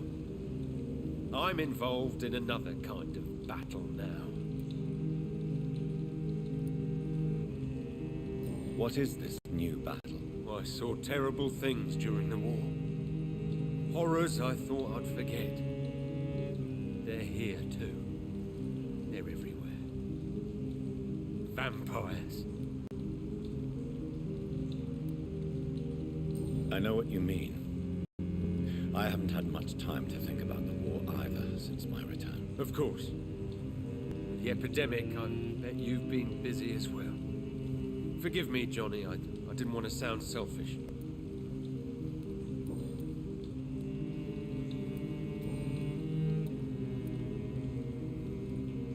I'm investigating the source of the epidemic in this district. Can you help me? Infection is everywhere these days. But if you ever go to the park near that swanky house belonging to the Mullaneys... Yes? What about the Mullaneys? What about their house? Not enough noise for a big family with children. Not enough movement. Closed doors. What is going on in there? I wonder.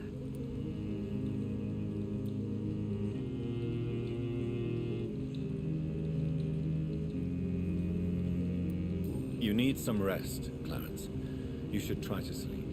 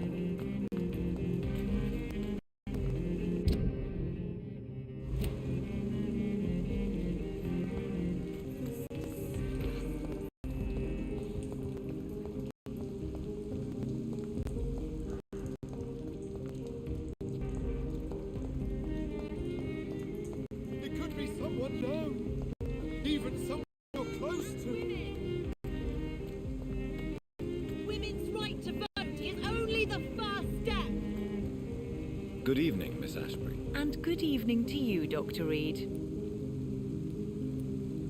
I'm investigating the source of the epidemic in this district. Have you noticed anything unusual recently? A few days ago, I spotted a strange house while campaigning for women's suffrage. Awful smell. No answer when I knocked. Where is it? It's the Mullaneys, a nice family who live in a big house near the park in the eastern part of this neighborhood.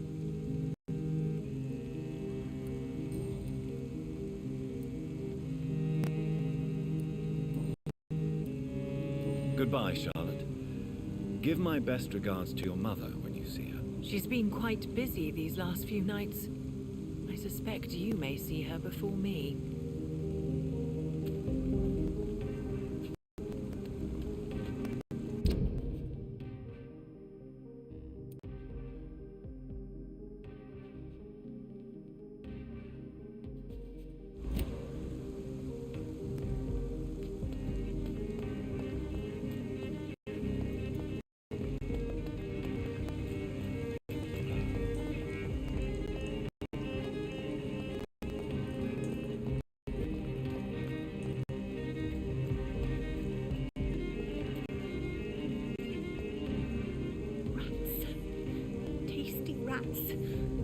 Those clever rodents are cautious now. They won't approach. I must go now. Goodbye, Miss Billow.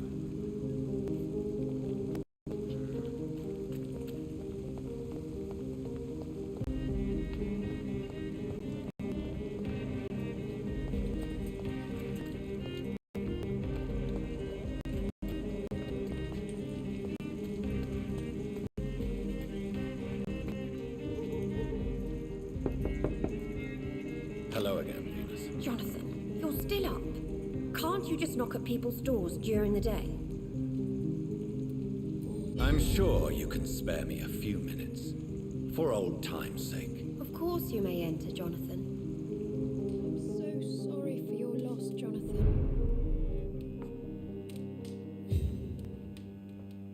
It's a pleasure to see you again, Venus. So you returned from the war in one piece too. Thank God. My Clarence is back home too. How is the old rascal? Probably outside, chasing ghosts and chimeras.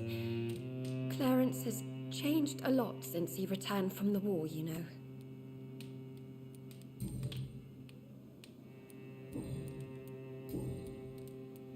Have you noticed anything peculiar about the neighborhood recently? You mean except for your return to town? No. Oh, and again, Jonathan. Please accept my condolences for your mother and your sister. Such a tragedy. Why is my return so surprising? It's more an unexpected happy end than a surprise. You and Clarence, back from the war. You have no idea how hard it's been for me. Thank you, Venus. It was so sudden. And I've been so busy, I haven't spoken to anyone about it. I wish I could have assisted at the funeral, but you know, it's been so quick. And what with the epidemic in the streets? There's no need to apologize, my dear. It's normal, considering the circumstances. No, it's not. I am sure that Clarence has not even thought to present you his condolences. He is too busy with his penny dreadful stories. How have you been since the last time we met? How long has it been? 3 years now? I've done my duty, like all British women. You have no idea what it was like to wait for months without knowing if I'd still be a wife or a widow. I understand. Luckily, this part of town has been saved from the worst of the bombings, from what I've seen. Yes, and it's also true about the epidemic. The flu has killed here too, of course, but not on such a large scale as in other parts of town. Venus, why do you worry so much about your family's reputation? Everyone laughs at Clarence now. And they avoid me because they believe I share his insane opinions. I'm a leper in my own community.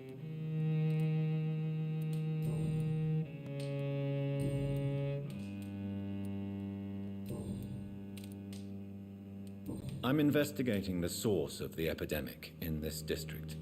Have you noticed anything unusual? The McPhersons. I heard they locked themselves in their own house. They could just be afraid of getting sick. Perhaps you're right. But if I were you, I'd pay them a visit. A big house, reachable through a courtyard, to the north of the railway bridge.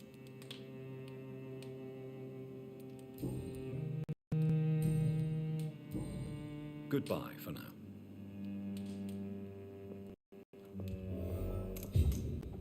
I remember when Mary came here with her husband and her son. They were such a beautiful family.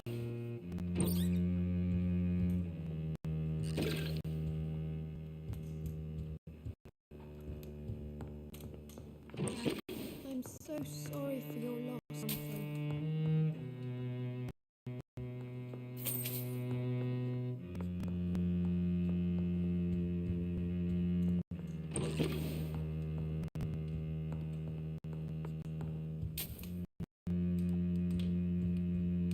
You know that you are always welcome here.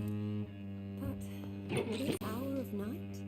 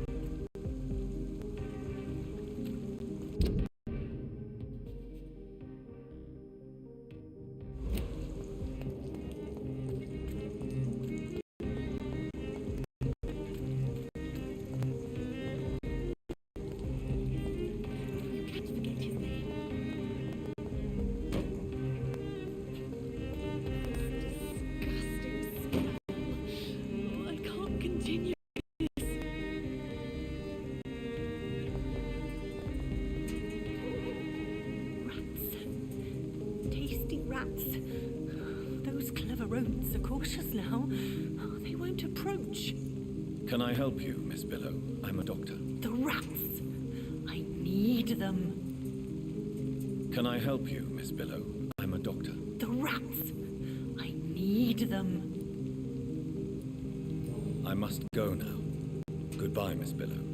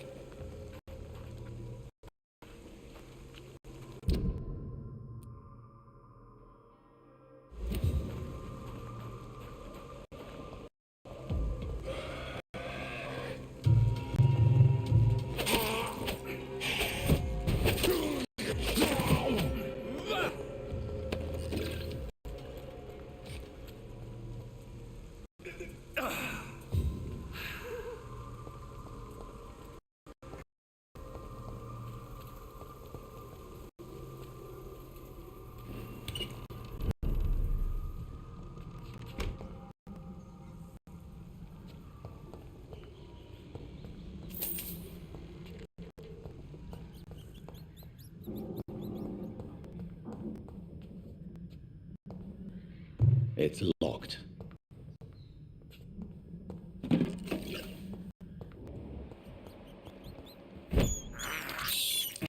I have this thirst for blood.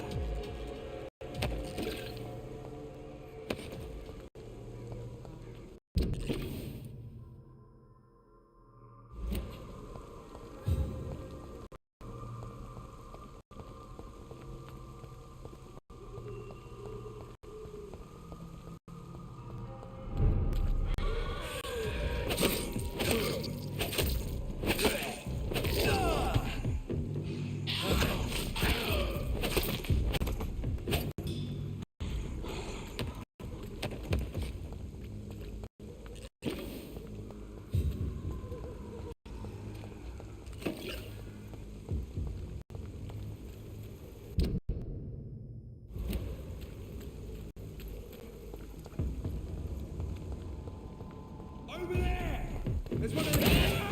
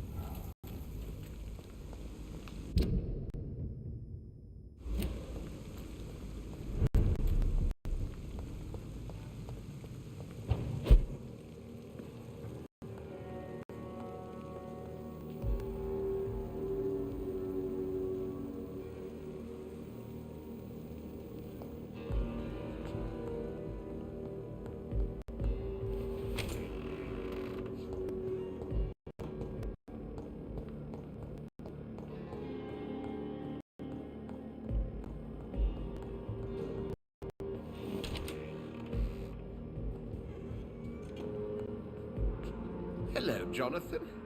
How are things on the West End front? Complicated, my friend. The rich and powerful feel threatened by the disease and have asked me to put an end to it. Yes. It is odd how resolving a crisis suddenly increases in urgency when it affects those who matter.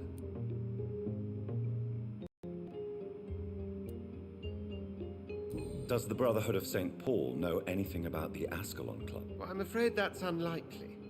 Ascalon is a sensitive topic, and whatever material the Brotherhood has, I may not have access to. Who could answer me then? Usher Talltree, our current primate, may be the only one able to answer you. He's a discreet man who lives in the West End. It looks like the epidemic is spreading to the western districts of London. I am trying to locate the source of the infection. It won't be an easy task, my friend. This disease is highly contagious. Since this epidemic is evidently linked to the vampire curse, we must find the original carrier to understand where it comes from. I admire your logic, Jonathan, but be careful.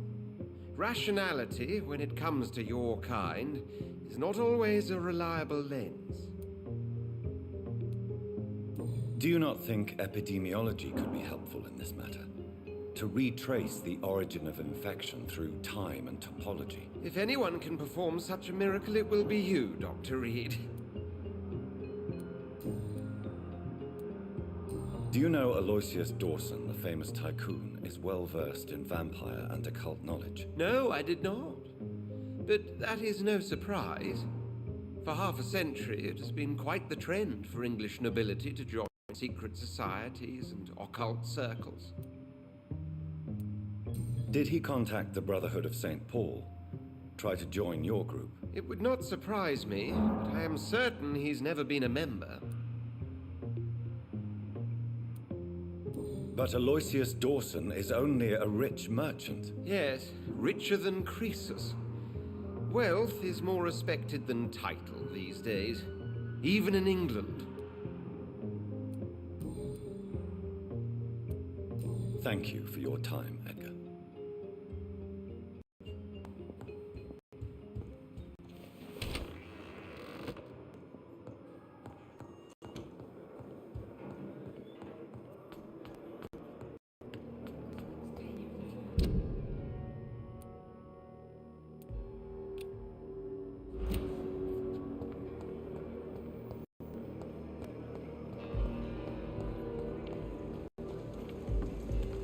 Reason to be proud.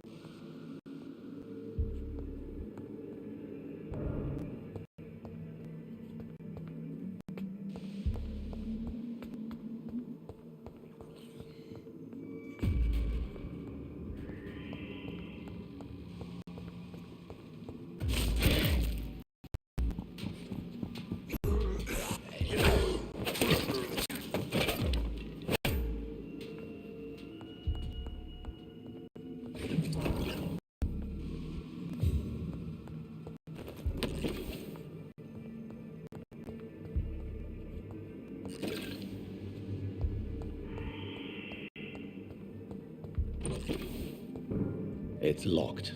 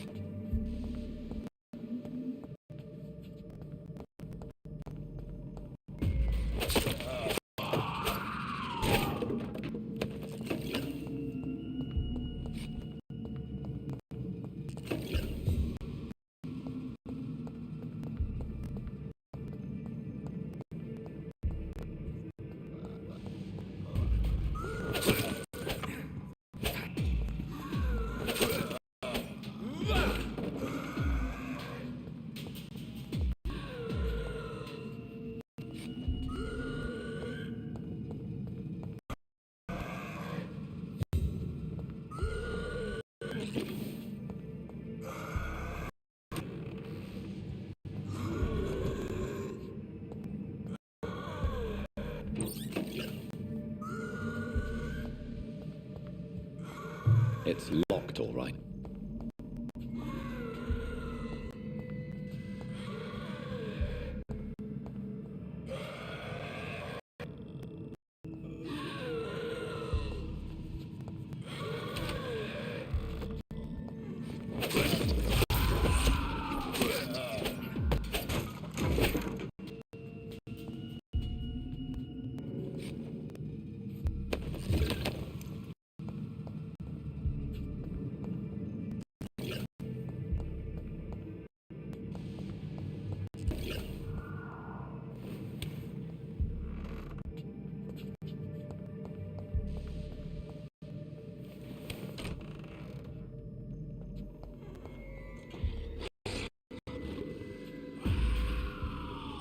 Thou monster.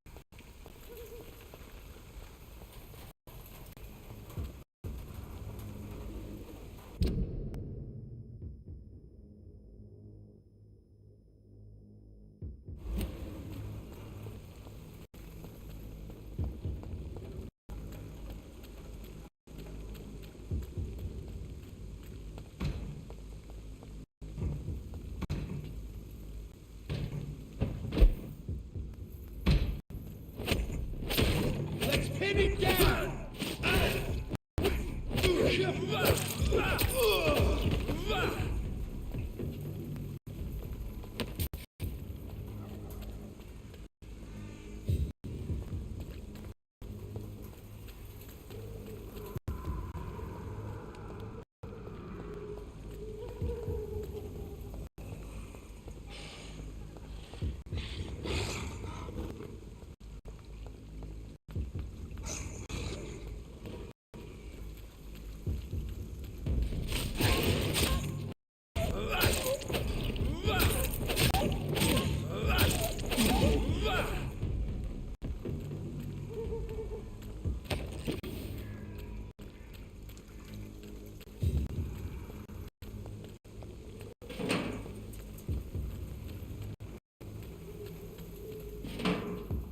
It's locked, all right.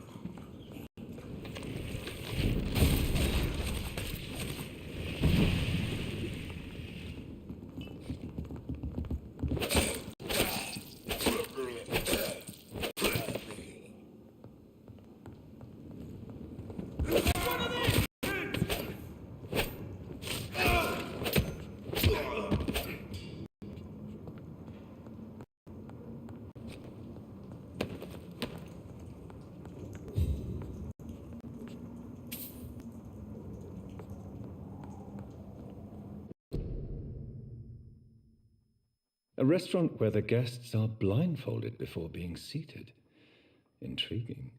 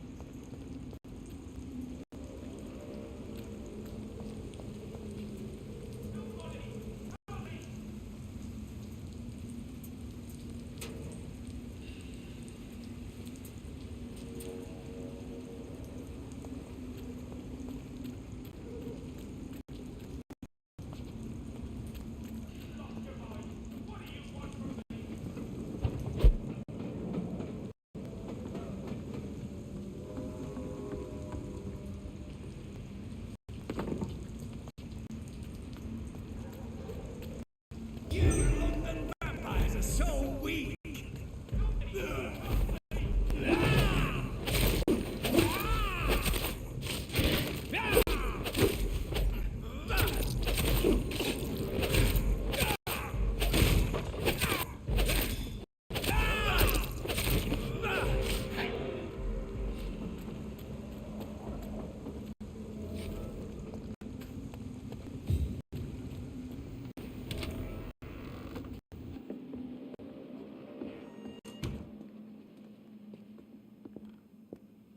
I'm Dr. Jonathan Reed. Do you need help, sir? I think I'm fine. But what happened to my jailer? Be careful. He's as vicious as he is strong. You don't have to worry about him anymore. What happened here? I am Tadao Kimura. I was imprisoned by this lunatic for several days. I thought I was going to die here. You're not going to die now, Mr. Kimura. If you hurry, you should be able to get home safely. It seems that I owe you my life. You have all my gratitude, Dr. Reed, since it is the most precious thing I possess. Goodbye, Mr. Kimura. Take care.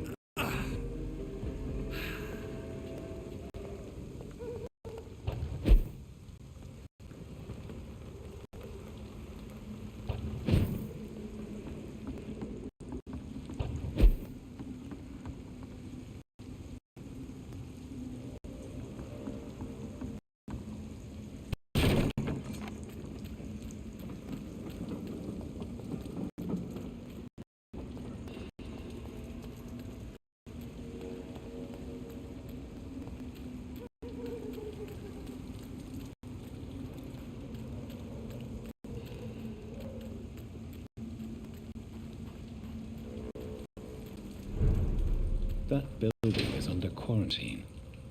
Could this be what I'm looking for?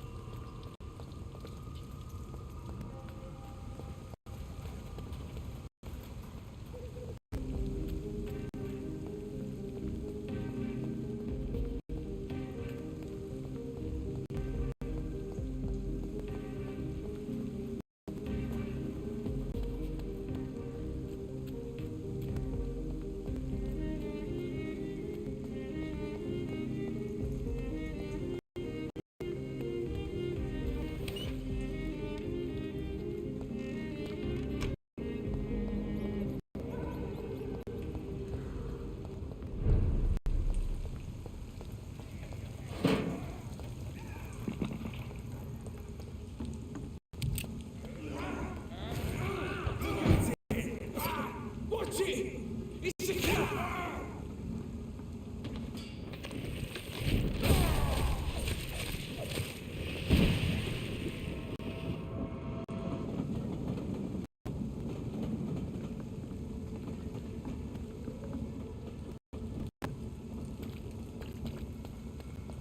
You're praised!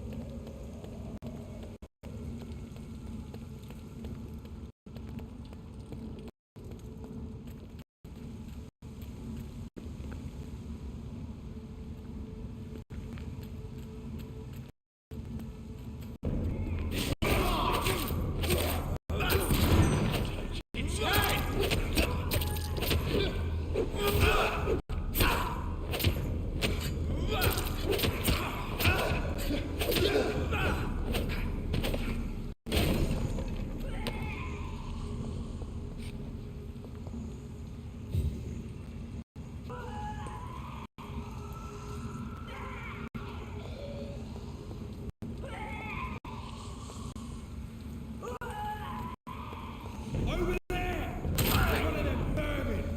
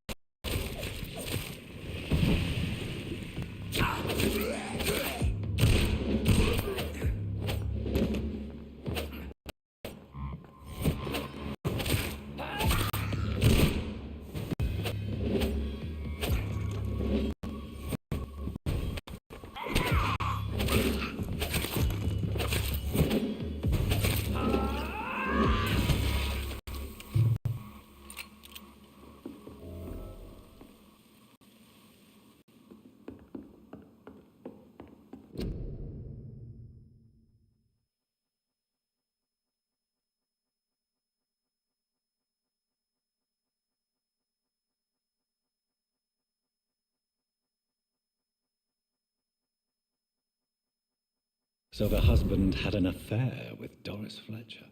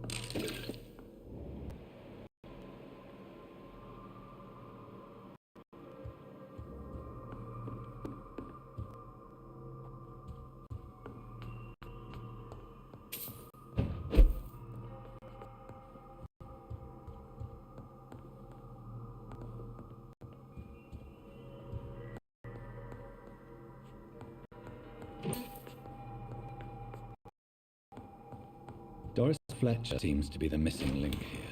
It can't just be a coincidence. I should go to her acting school.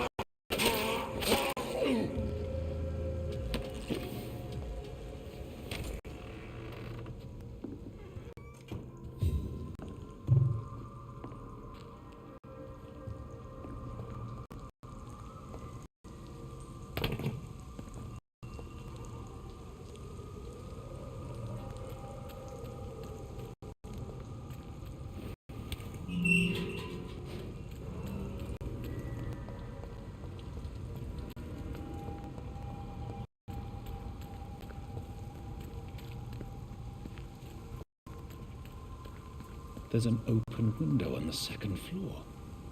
I should be able to get in through that.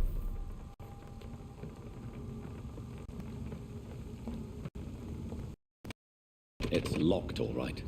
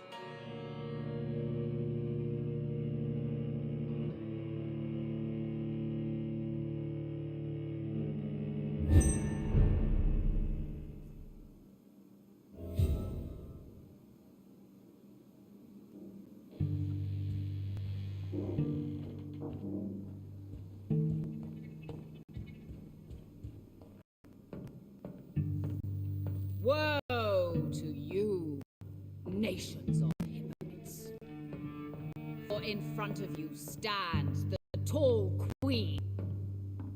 You can but lower your head, fit only to smirk at her foil.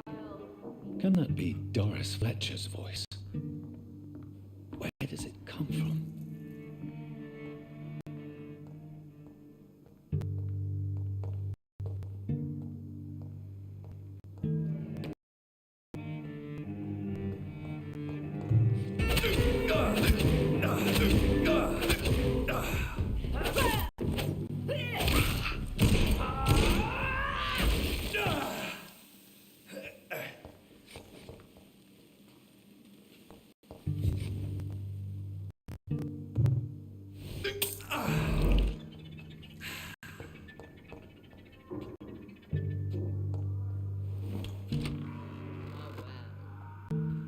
And many can testify to her kindness and beauty.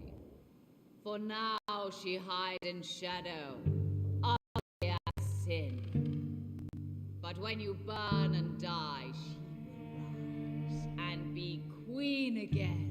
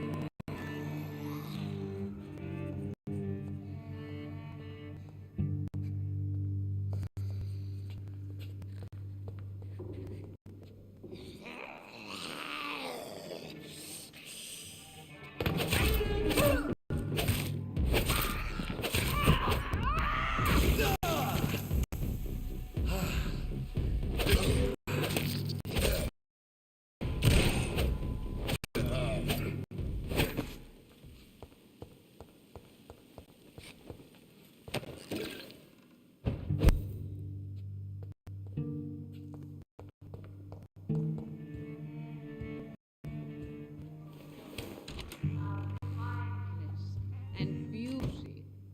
For now she hides in shadow, ugly as sin. But when you burn and die, she will rise and be queen again.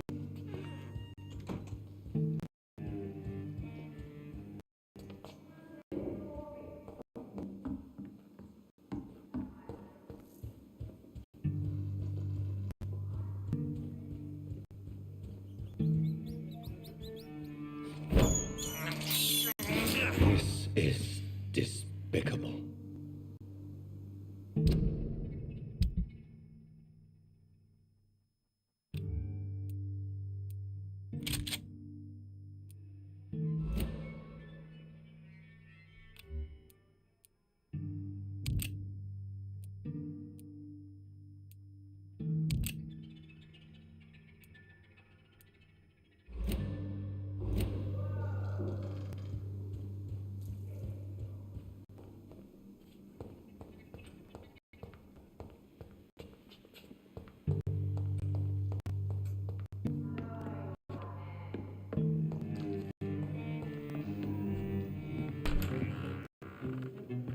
Who are you? You who dare? Are you here to worship or mock me? I'm here to put an end to the vampire epidemic, Miss Fletcher. Ah, but Doris Fletcher is no more.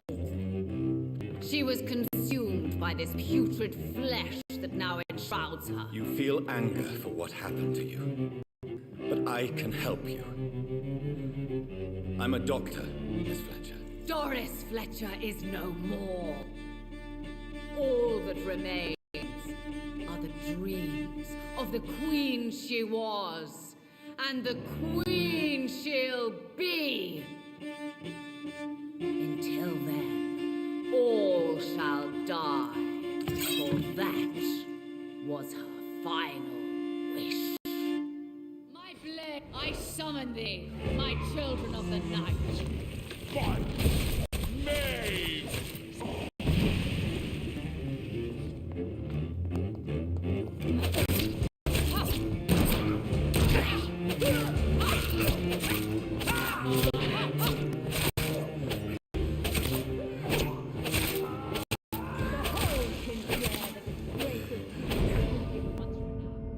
Will she be the queen again once they all share her fate? Hear and obey, for your queen commands.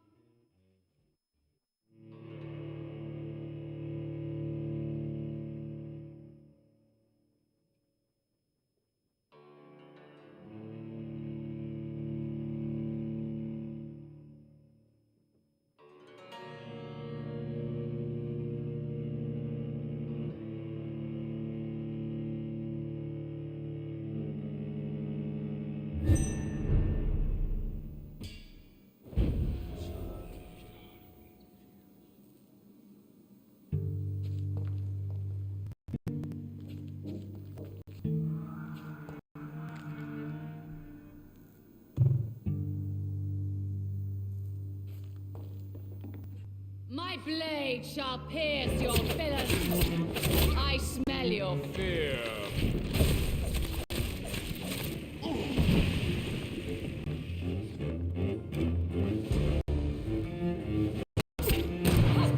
Touché, sir.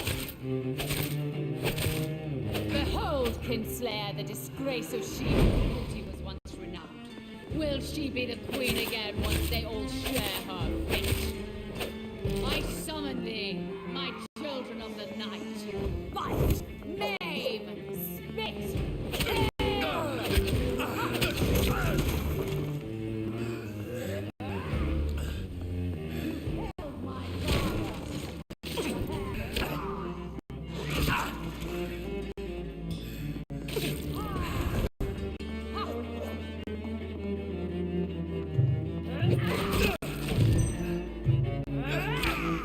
My children, my beloved, die with the love of me. Your hand.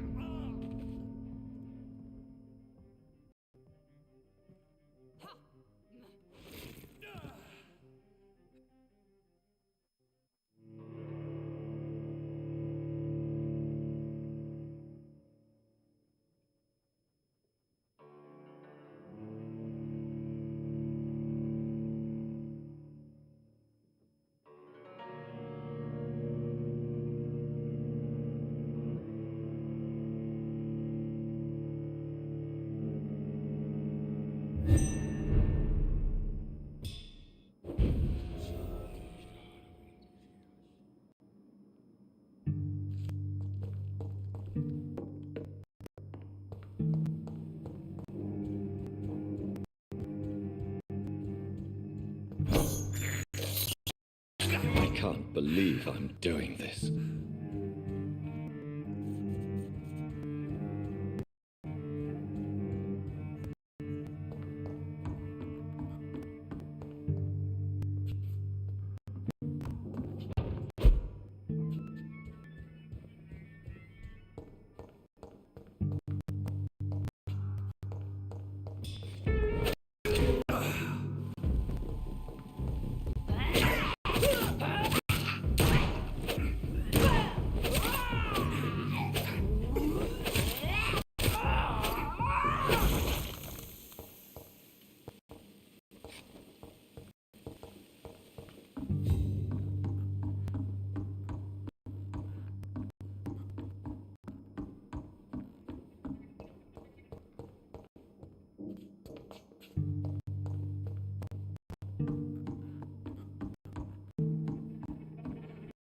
It's locked.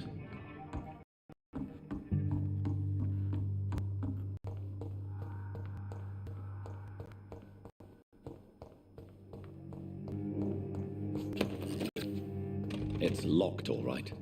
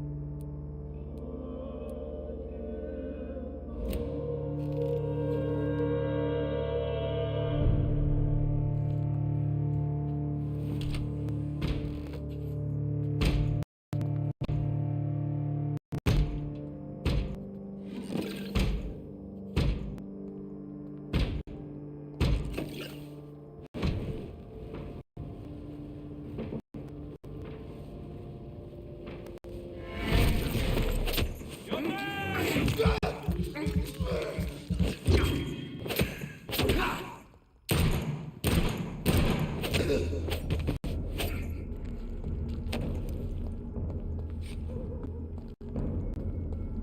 a safe place. Look out!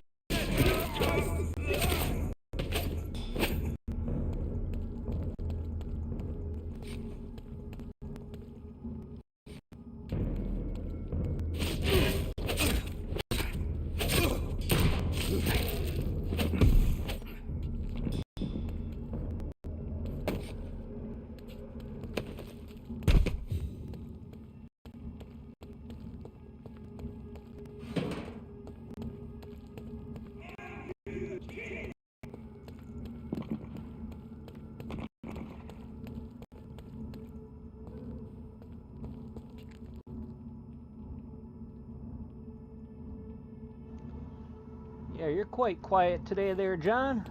Mr. Coffee Man. There's one of them! He's too fucking fast!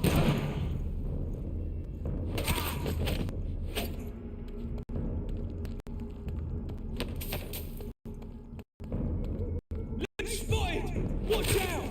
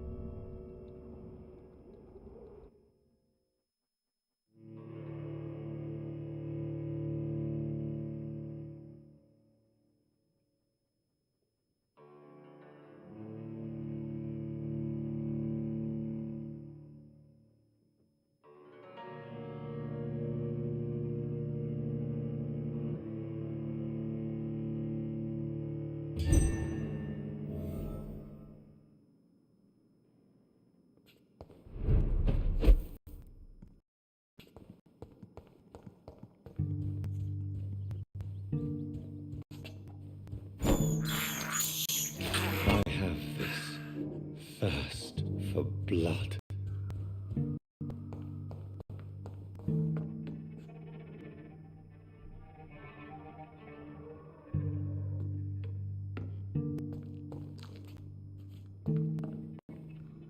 You killed my father!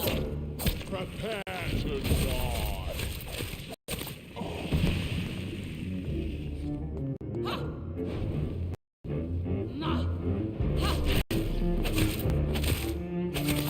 Behold, Kinbear, the disgrace of she was once renowned. Will she be the queen again once they all share her fate?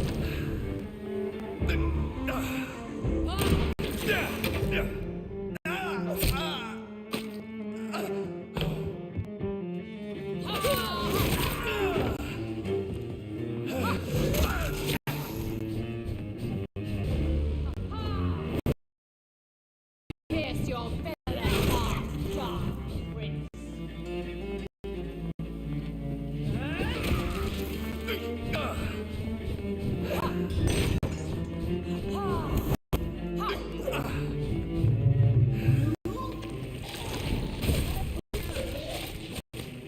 Come to me! My servants, avenge me!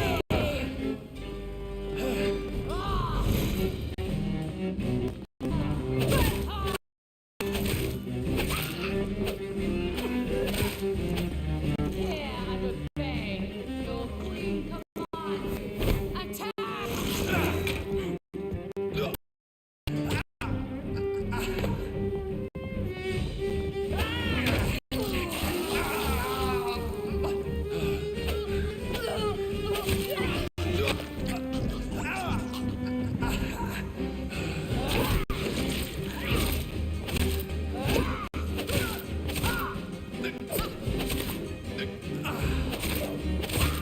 On guard!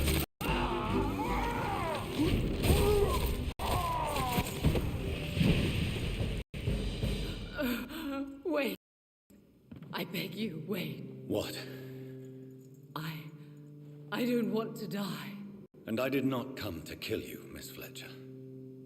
Will you spare me then? save this cadaverous carcass of mine.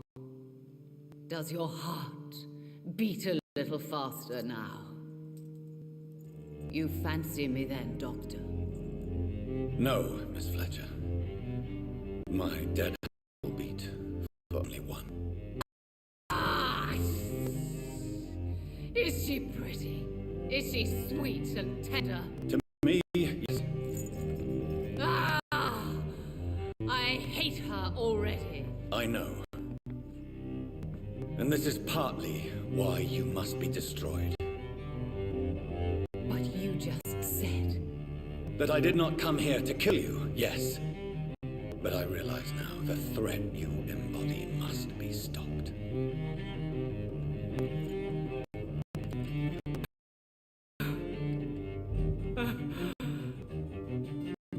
Will I be remembered? Will you? You were Doris Fletcher, the greatest actress of her generation. No one can take that from you. Thank you. And farewell.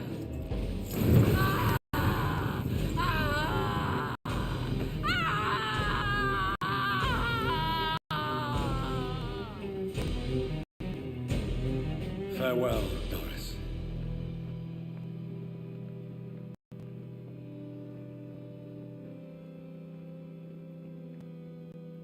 Bravo! So dramatic. I love it. McCullum. How strange I seem to find you when they're acquiring a skull infestation. I mean you no harm. I'm not here for you. But once I put all the pieces of the puzzle together, I'm sure we'll have a little chat, you and me. Stay away from me, McCullum. You and all your war dogs. That I can't guarantee, Dr. Reed. But I'll let you go. For now. I should probably leave the theater right now.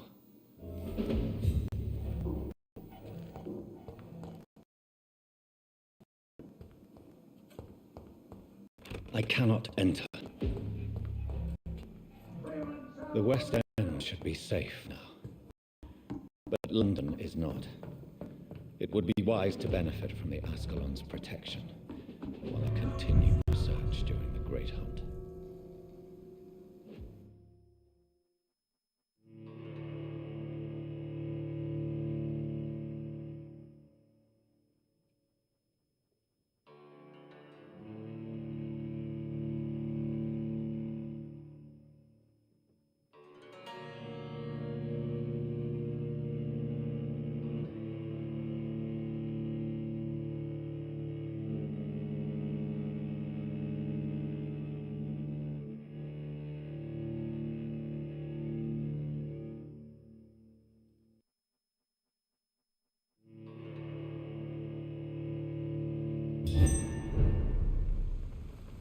These people want me dead.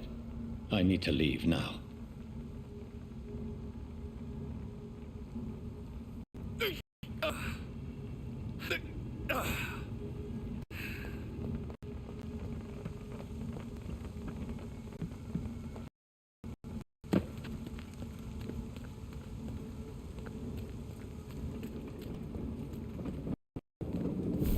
So Doris just needed to be close to her audience to infect them. Contagion through skin. Very disturbing.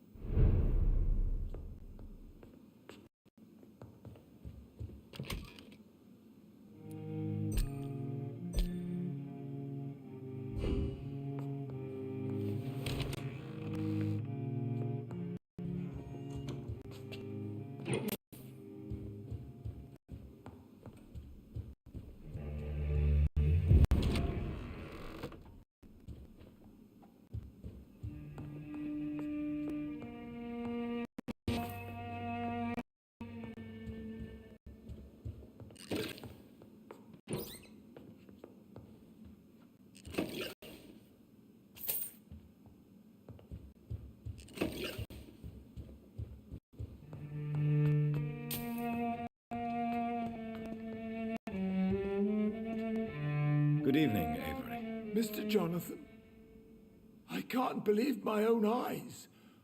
Oh, you have come back too late, sir. Far too late. I know, Avery. I know about Mary and my mother. I'm so sorry. It was my duty to watch over her. She left the house in the middle of the night. The police said... It's all right, Avery. The police said her body was found near your sister's grave in Whitechapel. You're the master of the house now. I'd understand if you fired me, sir.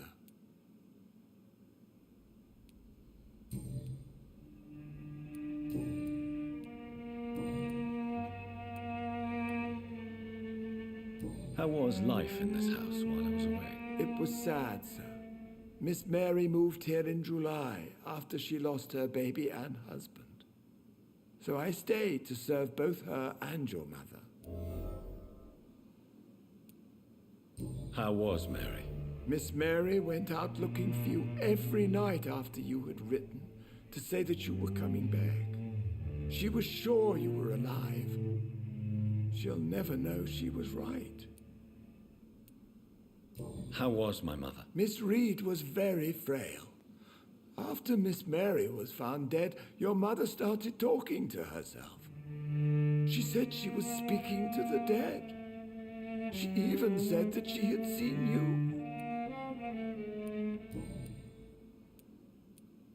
What are the arrangements for my mother's funeral? There will be no funeral, sir. No ceremony whatsoever, because of the sanitary situation. Where is her body, then? I'm afraid your mother's body was moved to a mass grave somewhere. I have no other information. Civil service is paralyzed, sir, and London is crumbling down. What is the situation in this part of town? For a time, the West End seemed spared by the epidemic. But the situation is getting much worse. Have you no relatives anywhere?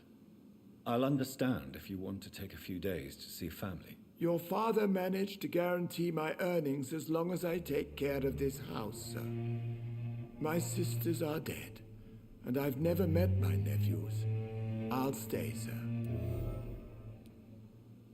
I'm sorry I could not be here for Mary's funeral. Your mother was strong, sir. But your support would have been appreciated. Apart from the priest and I, no one else attended your sister's funeral. To be present at the funeral with you both was my dearest wish, Avery. But I'm sorry, I simply could not attend. I would not dare to question your absence, Mr. Jonathan. All I can say is that we missed you a great deal during these difficult days.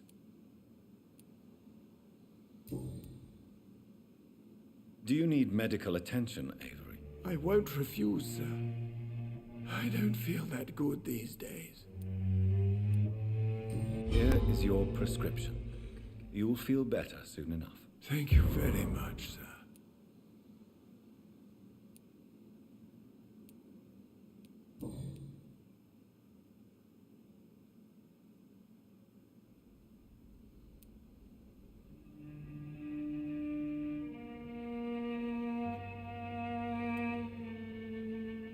Tell me the truth, Avery. Do you feel forced to stay here? Would you leave this house without the arrangement made by my father? No, sir. I have nowhere else to go. And I promised your father I'd take care of his family as long as I lived. This house is dead, Avery. There is a curse on this family. You really should consider leaving. If only you could have been here sooner or more often. Maybe this house would not be that empty. But you're here now, sir, so my task is not over.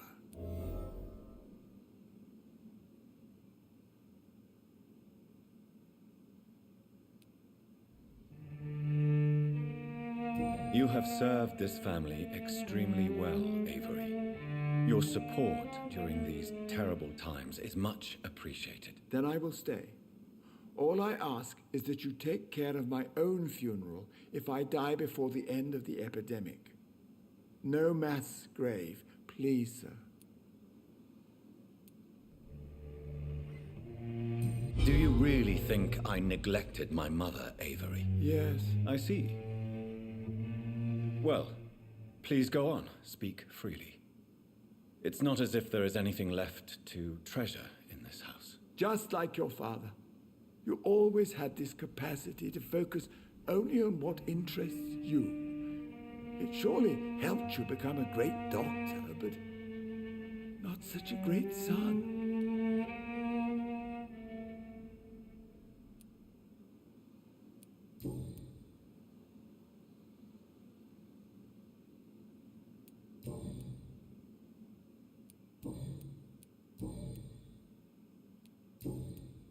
Thank you, Avery. We'll talk later. Your bedroom is ready as always.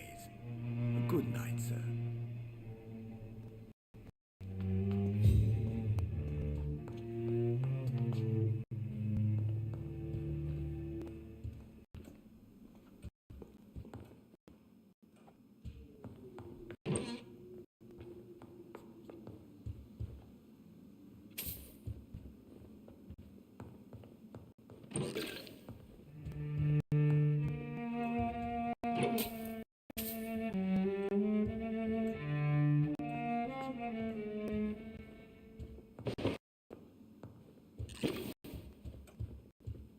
Who could have done such an evil thing? Poor Miss Reed.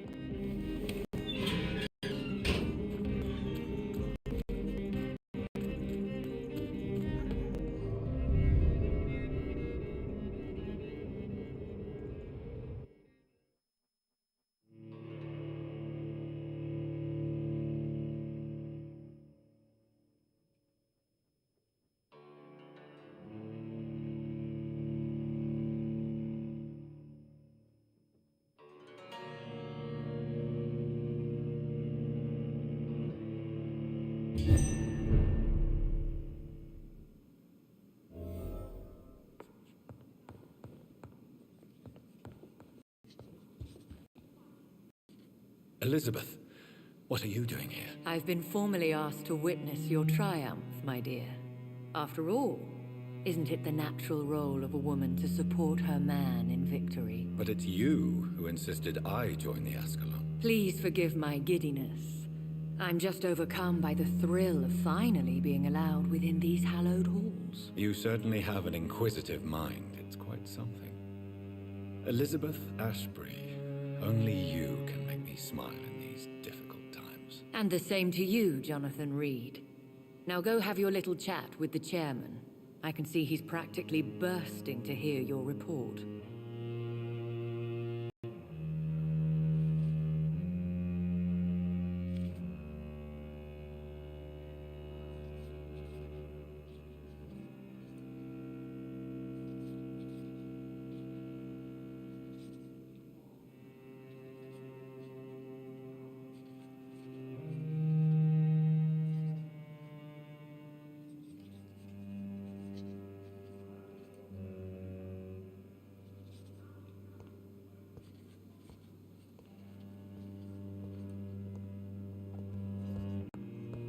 I have a boat ready to go whenever I want. These hunters won't catch me.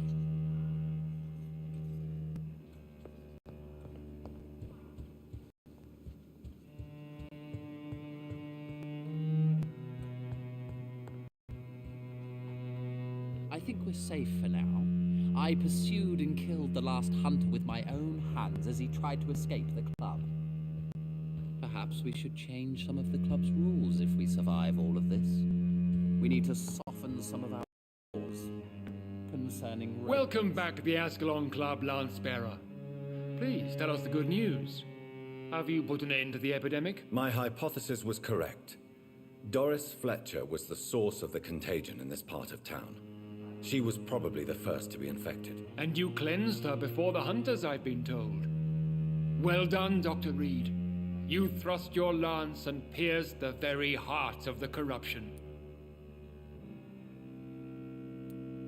But some questions remain. The important thing is, we won a major battle for the survival of London. For that, we salute you. Thank you, my lord. Now, I have another task for you. One of the utmost importance. Perhaps even more so than the previous. I'm listening. It's time for you to perform a most sacred duty for the club. I want you to recruit a new vampire. Recruit a new vampire? Are you sending me on some sort of diplomatic mission? Not exactly. I want you to make Aloysius Dawson the Ekon he deserves to be.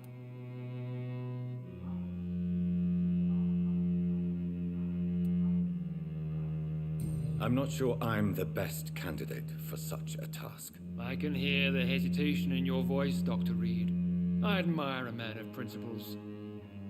But in this matter, there is more at stake than your moral comfort. It's not a moral question, Lord Redgrave. It's the responsibility of giving immortality to a man I barely know. Nonsense.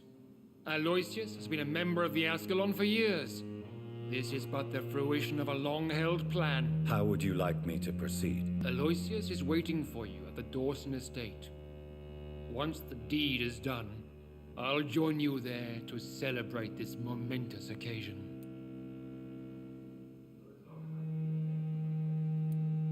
Before I go, I have a few questions. All right, I'm listening.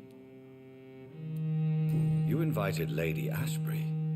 Wouldn't that be breaking one of your cardinal rules? No women allowed. Not allowed as members, no.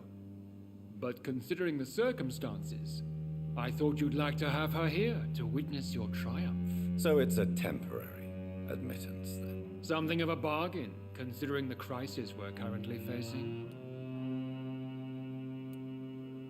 Why Aloysius Dawson? Because he is about to die. And he just may be the most influential man in England. After me, of course. Does he know I'm coming? He can't wait to become your progeny, Dr. Reed. Especially now that you have shown how strong your lineage is through your sister. Did he choose me? No, I did. My decision is very recent, to say the least, but it is entirely mine.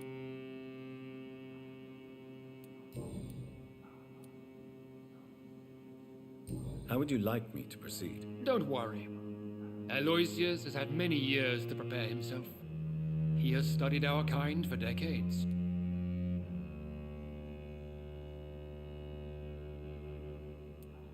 Is there any danger? Our blood alters a mortal body so deeply that some don't survive the metamorphosis. They die for good. But Mr. Dawson has been preparing himself for a long time. So shall I just let him drink my blood? Yes. Aloysius will gratefully sup on your blood. His heart will slow, then stop. But he will rise again as one of us, an immortal.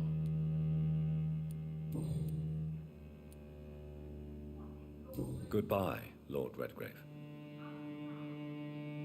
Understandably, you have questions. Very well, proceed. Goodbye, Lord Redgrave.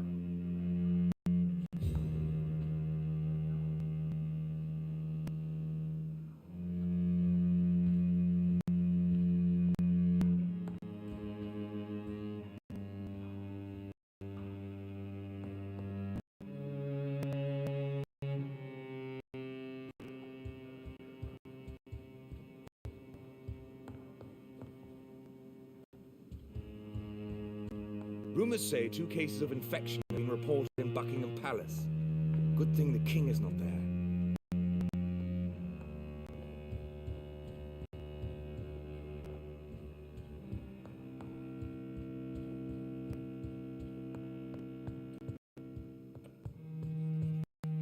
Are you all right, Jonathan? Lord Redgrave has just ordered me to turn Aloysius Dawson, to make him my progeny. I see. And how do you feel about this?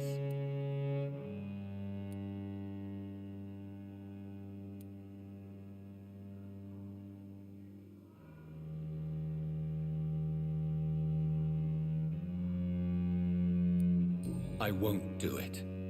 The very thought of it makes me sick. The real question here is, why has his lordship given you this task? Do you think it's some sort of trap? Do you really want to know what I think about this? I do, yes. To make an immortal of a soulless blackguard like Aloysius Dawson will only lead to a disaster for London. The man is already dead inside. Should I refuse? Perhaps politely suggest that Lord Redgrave turn the man into a vampire himself. Don't you dare, my dear. According to what I've recently discovered, his lordship could kill you for even broaching the subject. Really? Why? I've recently found proof that the Earl of Bristol is of lesser lineage and only capable of creating skulls. Please tell me more about your recent investigation. As long as you lower your voice. What would happen if I made Dawson an Ekon like myself? You would add a powerful immortal into a suffering world. An immortal who already craves authority. Maybe I could teach him control, like you taught me. Lead him down the right path. Mr. Dawson spent his life searching for a way to cheat death. I'm sure he has spent decades dreaming of how he'd spend eternity as a tyrant. What would you have me do about Dawson? The man is dangerous.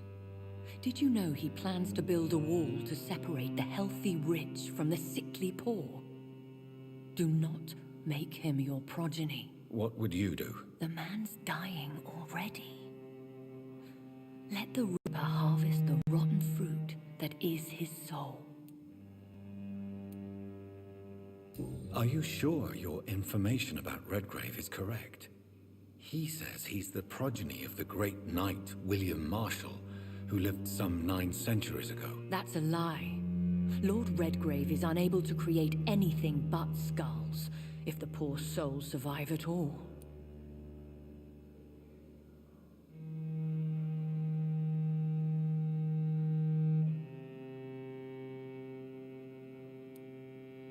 Why so vindictive? You You suddenly sound like you're angry. Forgive me, Jonathan. I hate myself for it, but I feel such pride in my discovery. I'm afraid I just can't help it. Which is? He did serve William Marshall.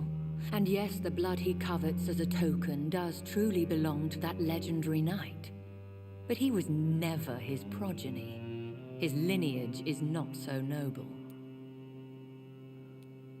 How can you be sure the information was correct? I made the acquaintance of a most interesting informer while investigating your maker, from whom I learned the truth about Lord Redgrave. Goodbye for now, Elizabeth. Goodbye, my dear. Please, be careful.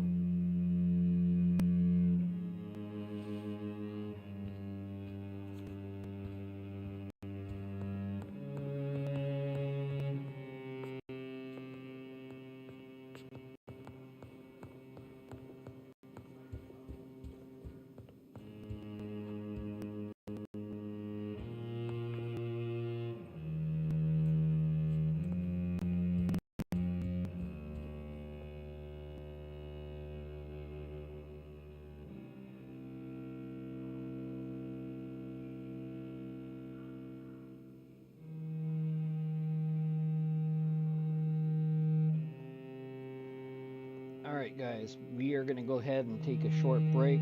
I will be right back, and we will continue this as soon as I can get back.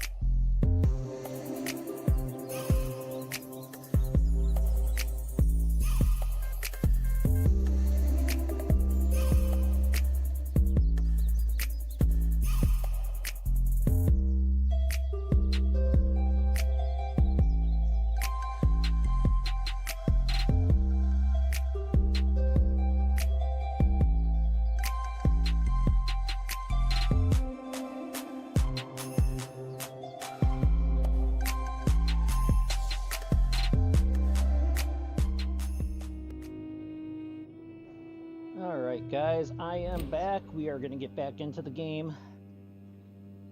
I just had to get a short break in me. Stretch the legs a little bit, you know. So, we're going to get right back into the game and see what else is interesting in this mystery thriller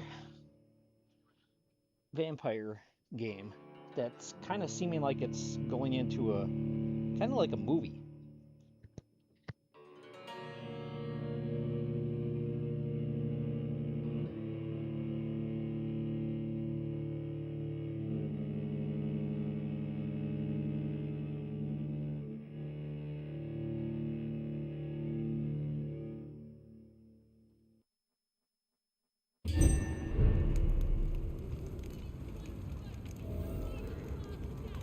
It looks like vampires have to obey Mendel's laws when producing progeny. Powers pass from one generation to another. That's why Dawson wants me to sire him. Women of all countries unite!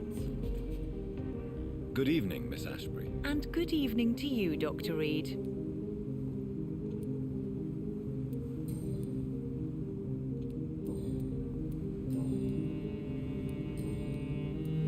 What do you know about Aloysius Dawson? That man is a tyrant, the embodiment of greed and selfishness.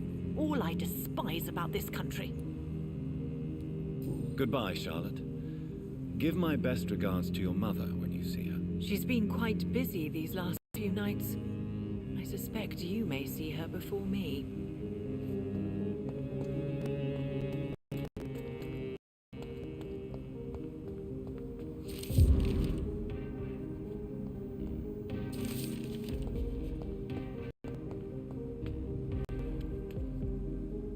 We meet again, Mr. Kimura, in a more peaceful situation. Dr. Reed, still visiting London by night? We must both be nocturnal animals, you and I. After your captivity, I thought you'd be more cautious. Breathing the cold night air helps calm my mind, sir. I've had the most frightening nightmares since I escaped that filthy jail. What can you tell me about your abduction? If you really want to know, I was locked in that building for 3 or 4 days. My jailer was insane, mumbling about sacrifice and voices. What did he say about voices? He constantly whined about the voice of his master, ordering him to do terrible things.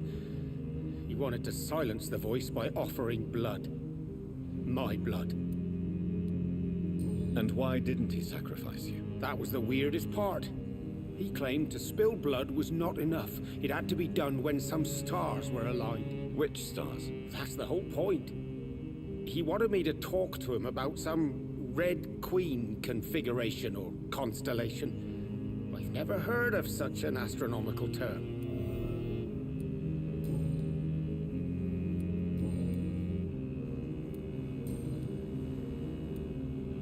May I ask you what you do for a living, Mr. Kimura?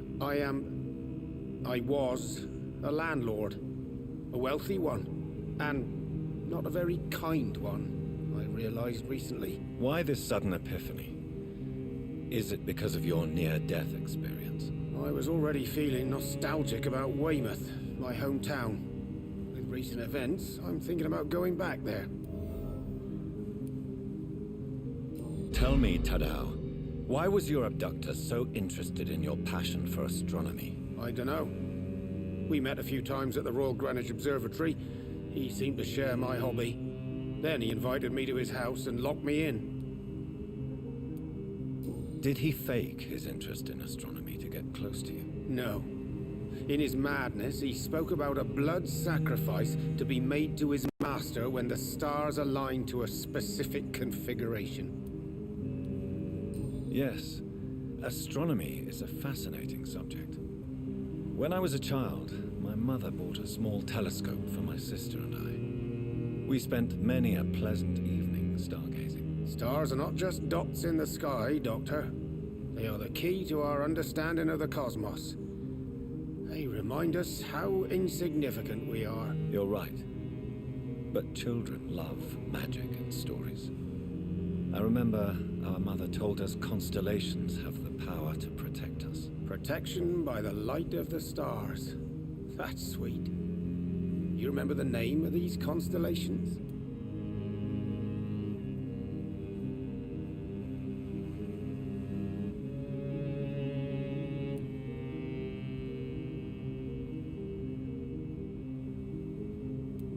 Pegasus.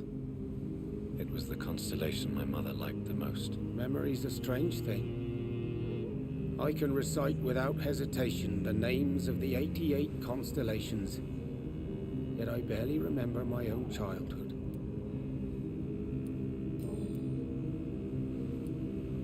How is the situation in the West End? I've heard rumors about armed men patrolling and fighting infected citizens in these very streets. I was lucky they didn't shoot me when I was abducted. Do you know anything about a man called Aloysius Dawson, by any chance? I've never met the man personally, but I invested money in some of his companies when I came to London. A brilliant businessman.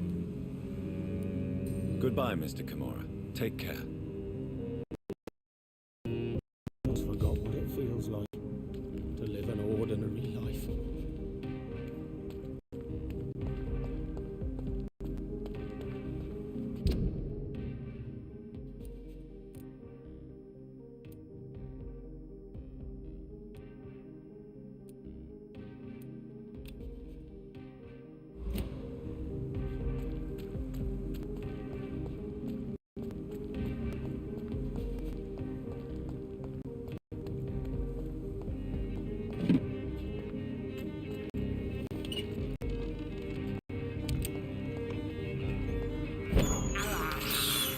This is despicable.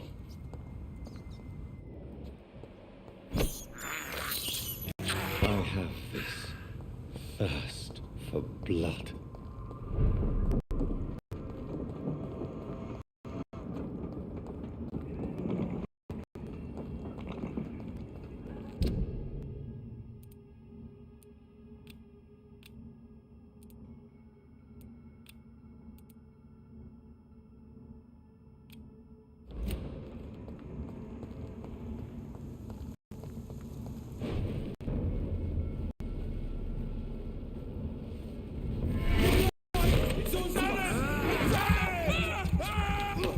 Filthy piece of shit! I'm stuck back in a fucking grave!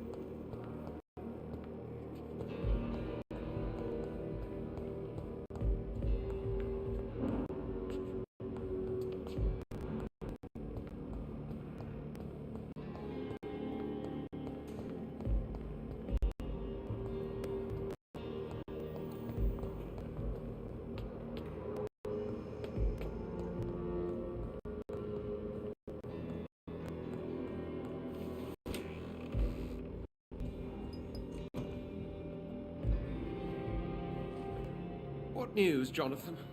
I've heard you've now joined the vampire elite of London. Did Elizabeth tell you? So it's Elizabeth now. My. Things are moving quickly. I turn my back for a moment and away you go. How's the situation at the Pembroke? We're still holding out. The question is, for how long? Whitechapel has fallen. The epidemic is spreading fast. Have you seen Lady Ashbury recently? Yes, she popped in yesterday. Told me about your new friends in the West End. Just a courtesy visit, then? Yes. And no. She was en route to the docks, I think, following a lead concerning your maker. I may have found the source of the contagion. Doris Fletcher, the actress. Thankfully, in the end, she was destroyed by... Really? Oh, please, do tell me more. Have you heard of similar cases? No, I don't think so. Except, perhaps, it reminds me of an old report from the Brotherhood.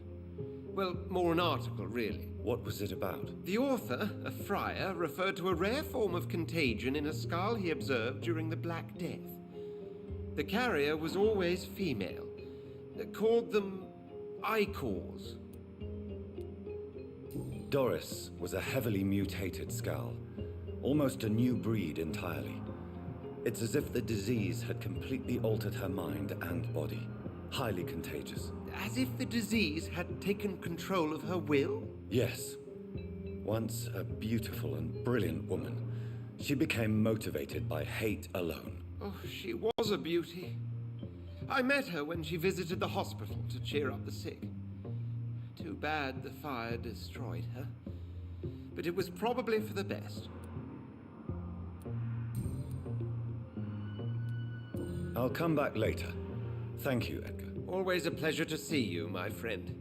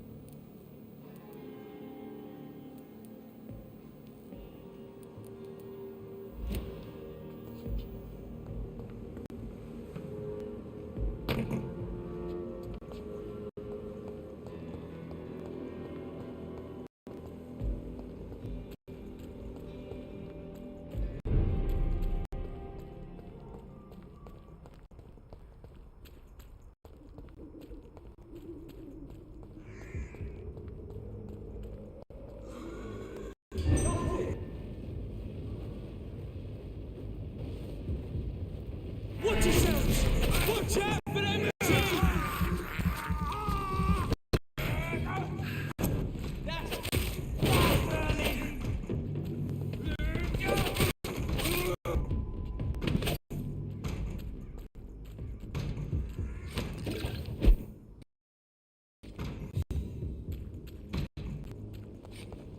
Over there! There's one of them!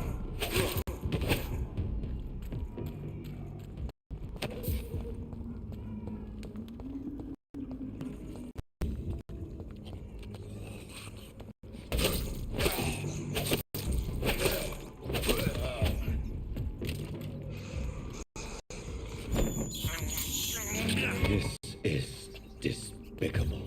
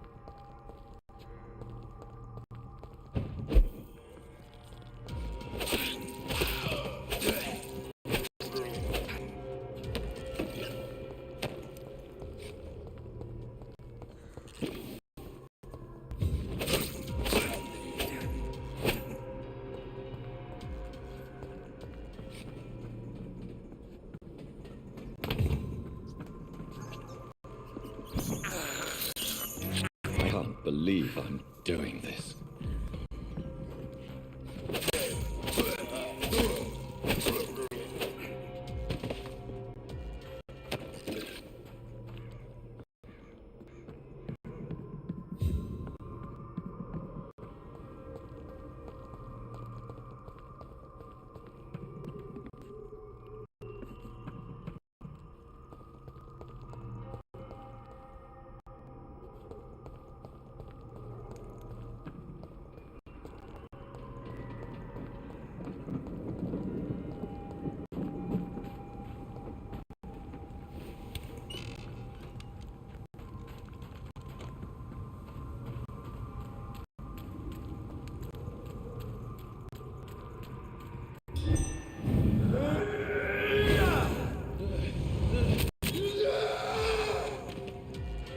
I'll put an end to you!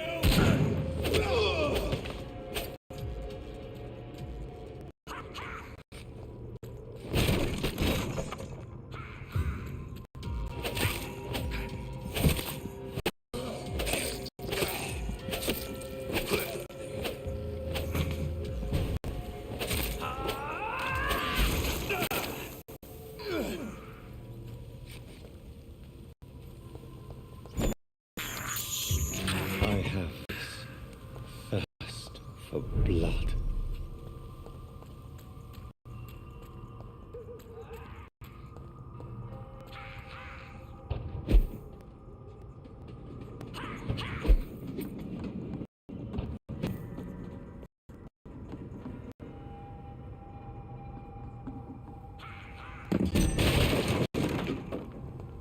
There's one of them! Watch yourselves! Oh, Christ!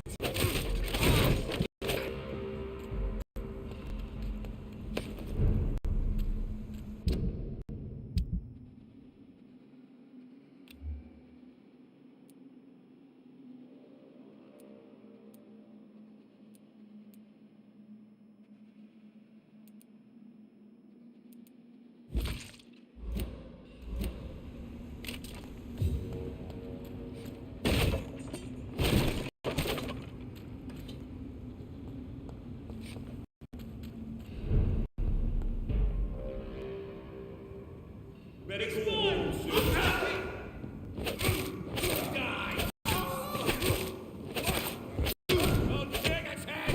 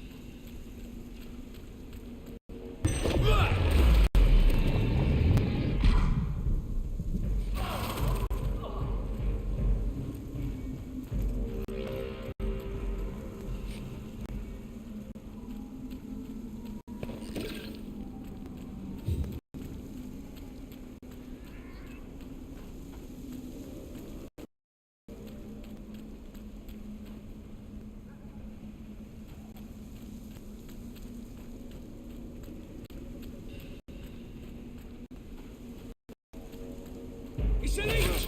Hit it! Ah! He's dead! One of them vermin!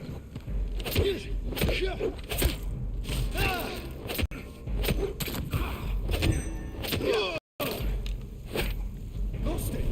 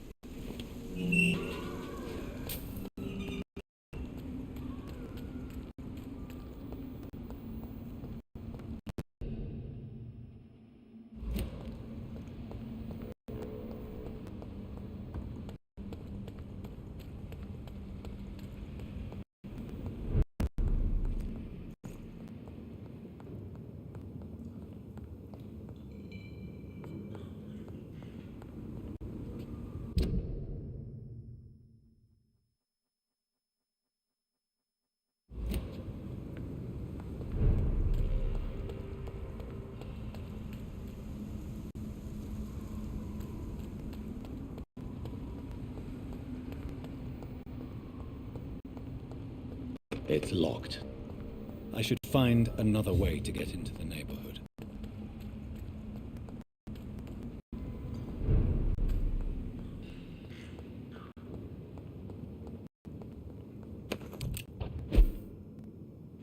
I'll take it.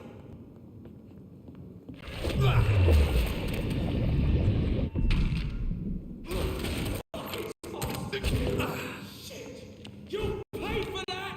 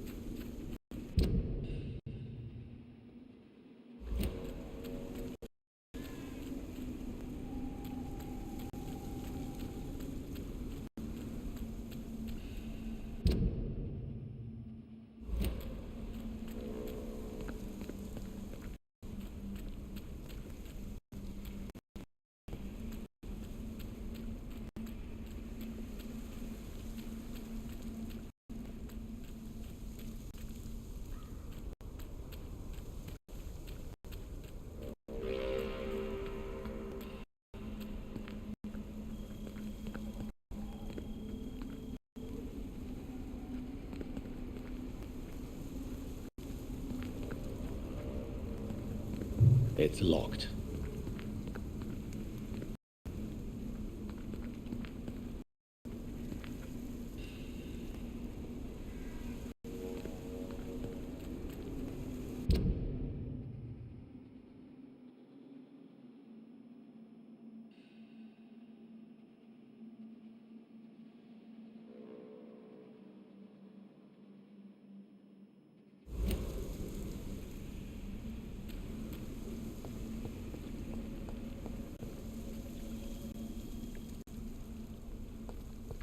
I think this passage could lead me close to Aloysius Dawson's mansion.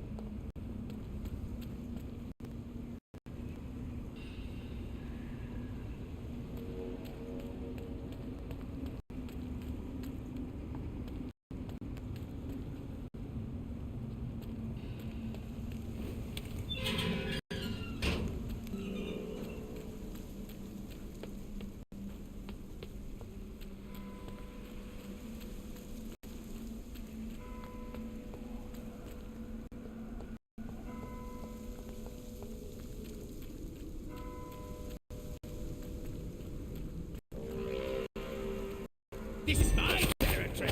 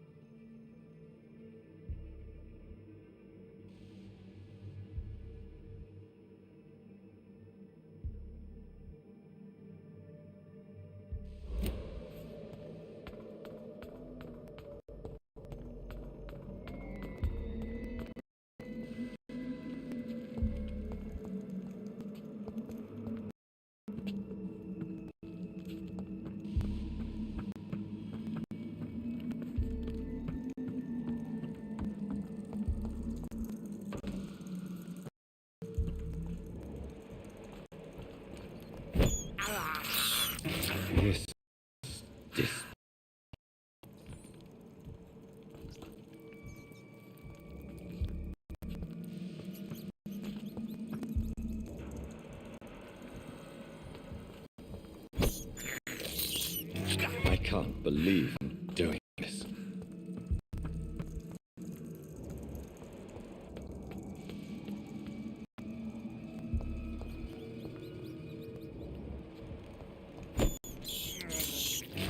This is despicable. I cannot enter.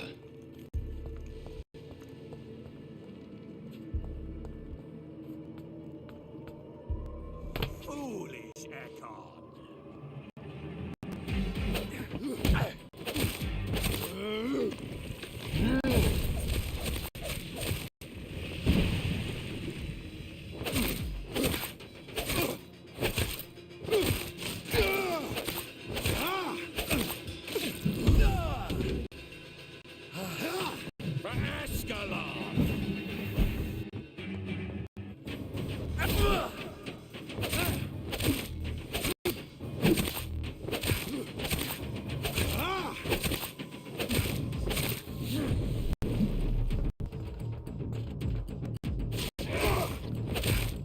Give me your blood!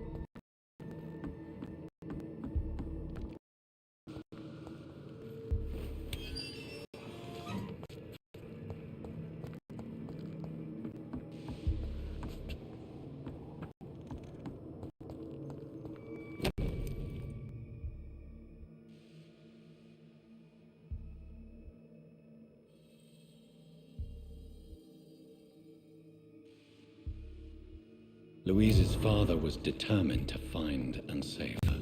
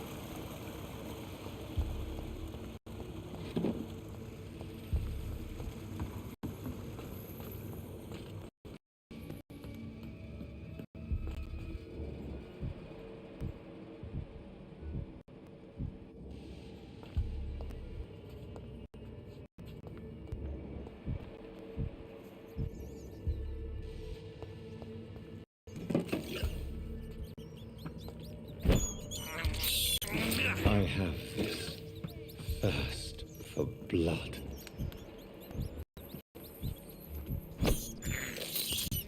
This is despicable.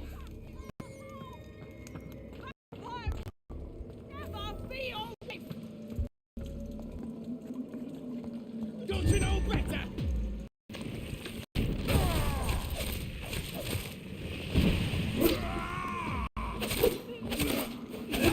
How long are you gonna keep me locked in here?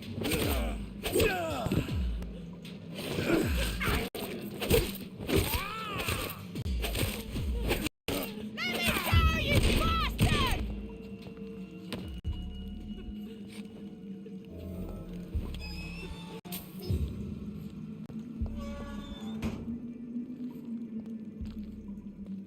Miss Teasdale, are you all right? How do you know my name? Who are you? My name is Dr. Reed. I managed to track you down thanks to your father. So my father really was looking after me. This man, this vampire told me my father was dead. Is it true? I'm afraid so, miss. I'm so sorry for your loss. But you are free to go, as your abductor is no more. I suppose my jailer also killed my father, didn't he? Thankfully, he did not search your father's corpse, where I found his notes describing where I might find you. You should read them. I must find my father's body. He deserves a proper burial.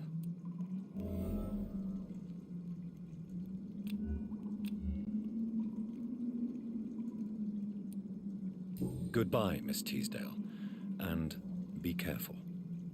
Until we meet again.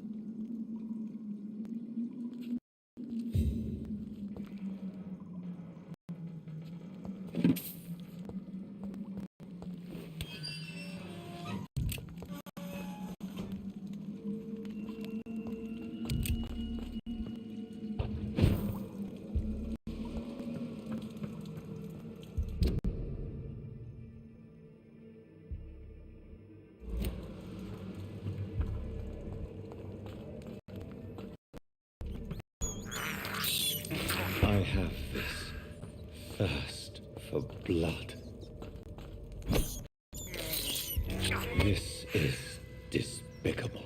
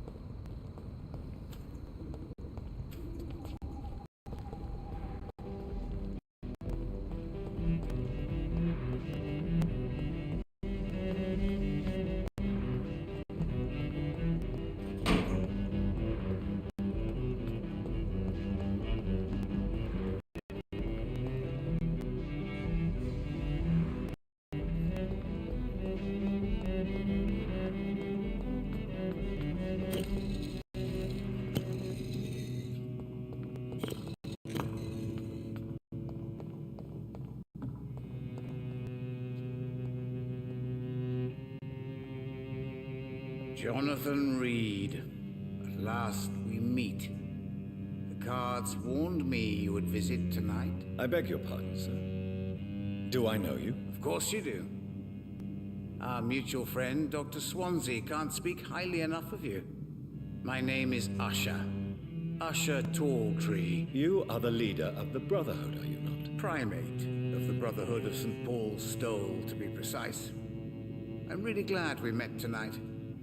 I love it when the cards tell me a truth. The cards told you to expect me? Yes, they can tell me everything. They told me that you are a new Ekon who relishes his blood diet.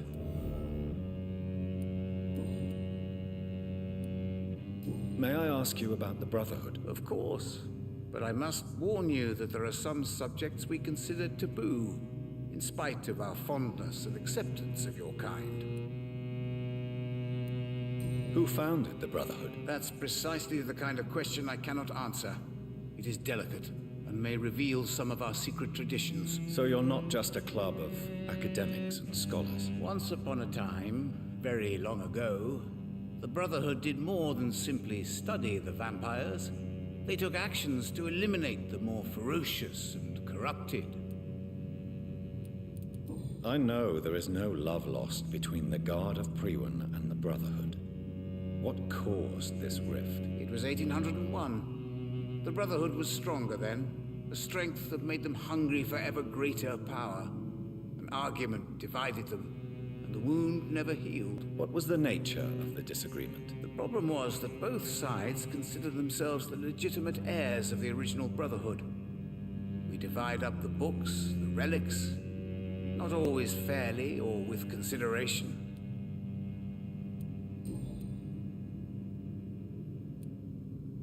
How do you measure the amount of blood on my hands? I told you.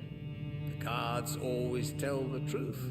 Well, most of the time. Is it possible to tell me my future? A vampire's fate is much more delicate to read, Doctor. But I can try. All right. Let me hear it. Your heart will bleed back all the blood you drank, but it will not put out the fire your treachery has lit. I would rather not know. How do you measure the amount of blood on my hands? I told you. The cards always tell the truth. Well, most of the time. Is it possible to tell me my future? A vampire's fate is much more delicate to read, Doctor. But I can try.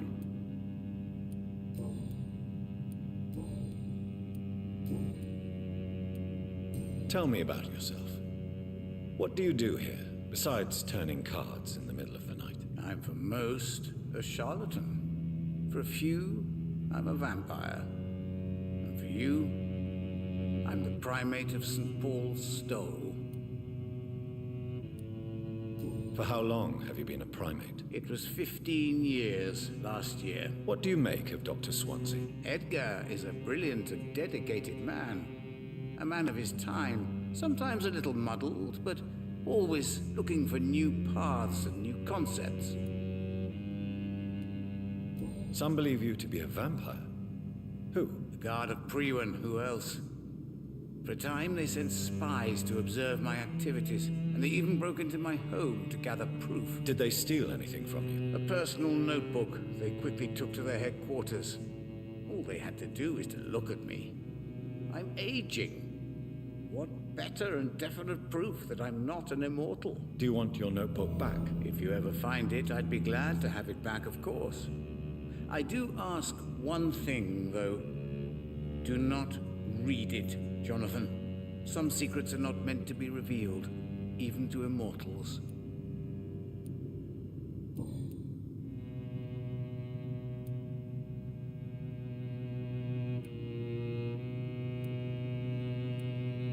What can you tell me about the neighborhood? I really don't know. I don't often go outside.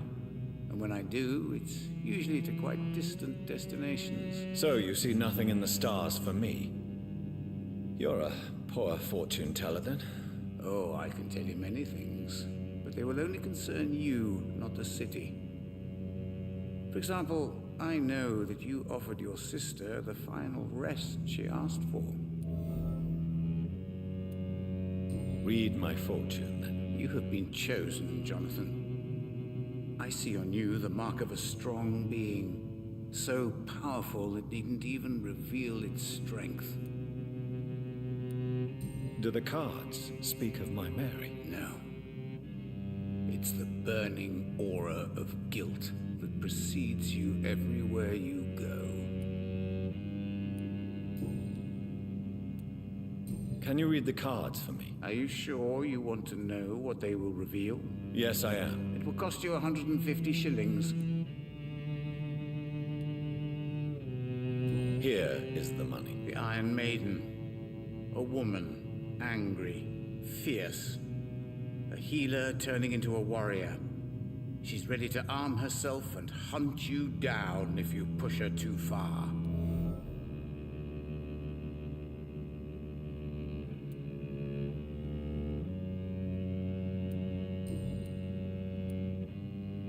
Is there anything you could tell me about Aloysius Dawson? Aloysius Dawson? Yes, of course. We met on several occasions.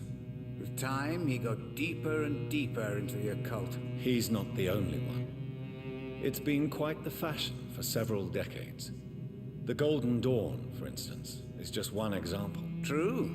Aloysius was a member of the Golden Dawn until 1900. Then his thirst for dark knowledge grew. I'm talking forbidden texts, readings which blackened his heart. Goodbye, sir. Until we meet again. I rarely wander, yet it amuses me to converse with your kind. Fool and the Empress. Again.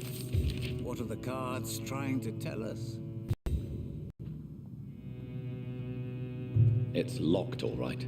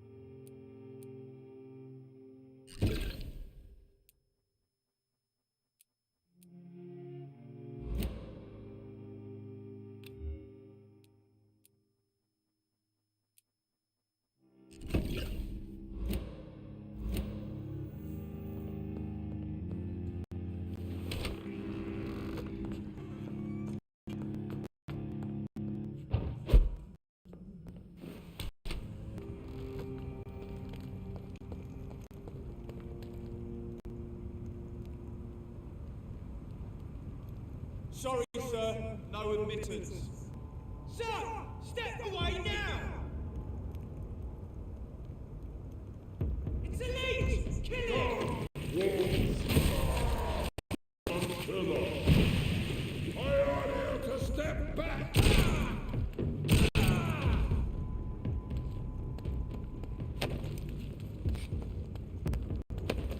on our own, sir. Where is it?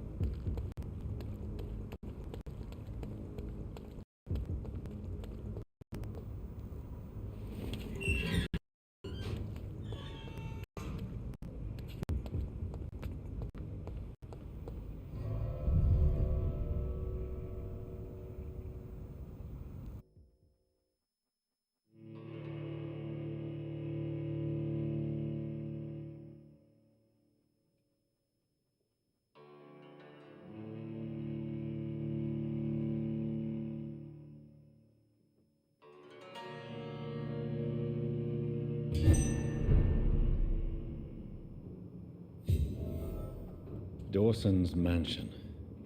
Here I am at last. But the question remains, am I ready to make a dying man my progeny?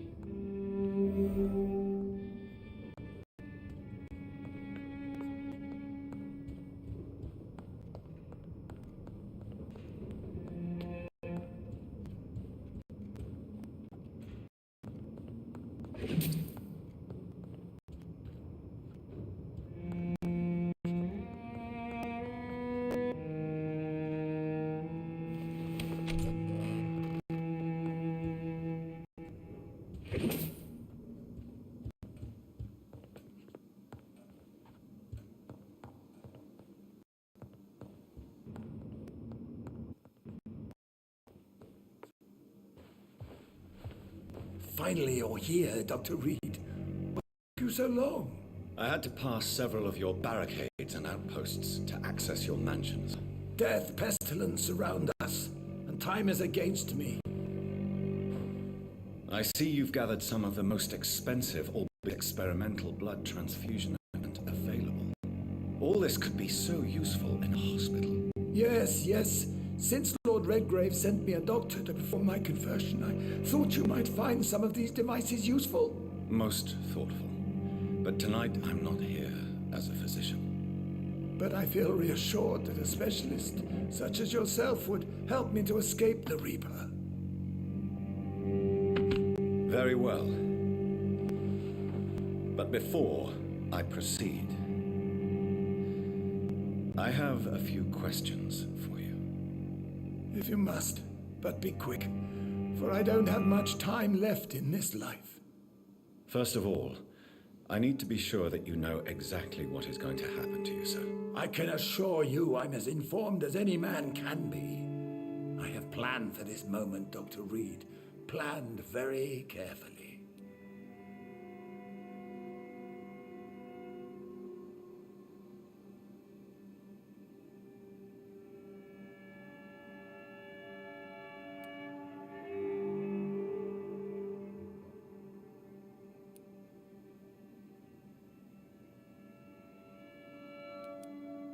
Sir, I'm going to end your life.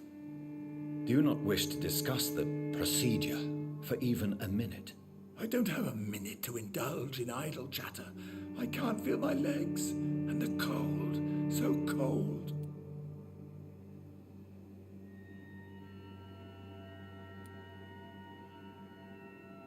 What do you know about the Guard of Priwen?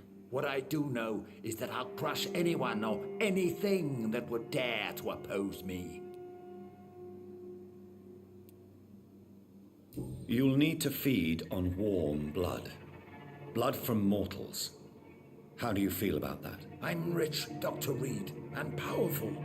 I'm sure I'll be able to acquire all the blood I need without ever having to sully my own hands. I will become your maker. Do you understand what that means? Well, I certainly won't consider you my liege or some such drivel. You can be assured of that.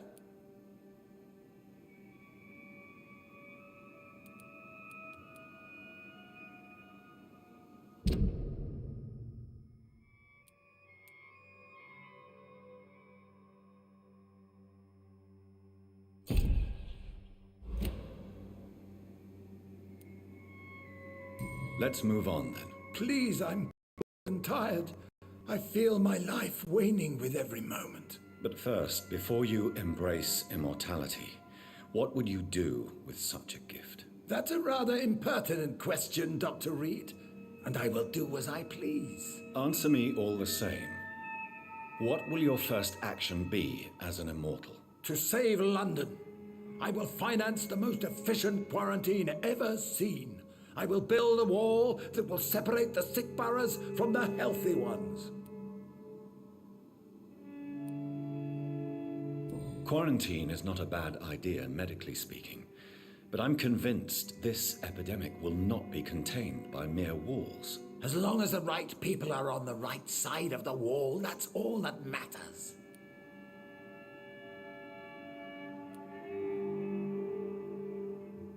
What if a new outbreak happens inside your walls?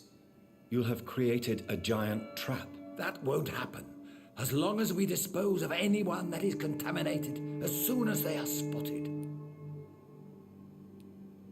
But you can't guarantee infection will not spread. Just one contagious carrier would be enough to create an apocalypse. The apocalypse is already knocking at the gate. We must be strong now.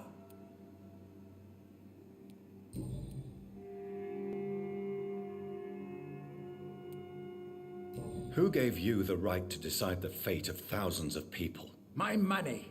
My money and my pending immortality gives me the needed authority, Doctor. I'm a businessman. I'm used to tough decisions. You really plan to build a quarantine wall across London? Yes, it will be tall and strong, separating the wheat from the chaff. Let me guess. You mean to isolate the rich from the poor? This is a desperate measure for desperate times. England must prevail, Doctor, no matter the cost. By doing so, you will also create two separate prisons. Come, sir. An eminent doctor like yourself knows that such radical measures have proved efficient in the past.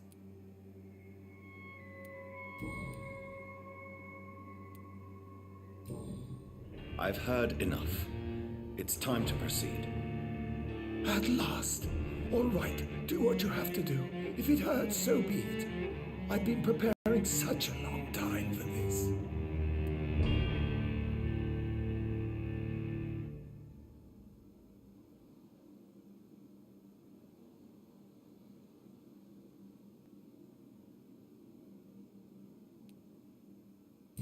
You don't deserve immortality, Mr. Dawson.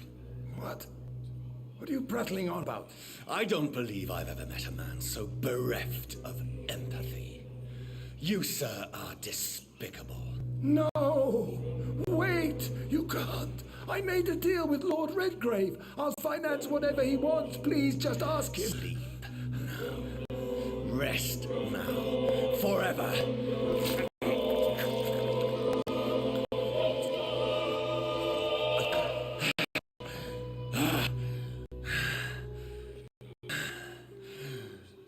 I would have lived forever. Who are you to decide my fate? Who gave you the authority?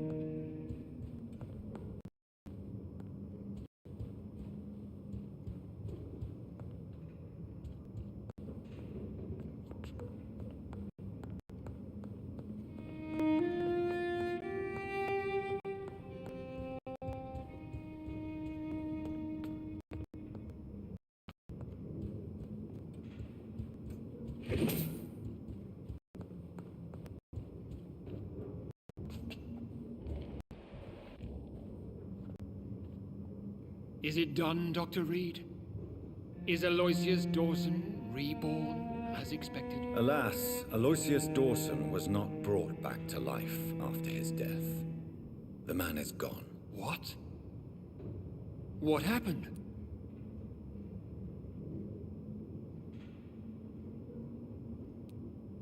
I could not let such a dangerous man become immortal. Not from my blood, not for you. This is an outrage beyond words. This is betrayal, pure and simple. I should kill you on the spot. You swore on William Marshall's blood. Well, get rid of me then. From now on, you're an outcast. Banished. You are forbidden to ever appear in front of us again. Ascalon will smite you on sight, and your heart will be thrown to the rats. I'll leave you then. Have fun with your puppets and shadow plays, Lord Redgrave. Yes, go, traitor, and take that awful creature, that counterfeit of a woman I saw waiting for you, and be gone!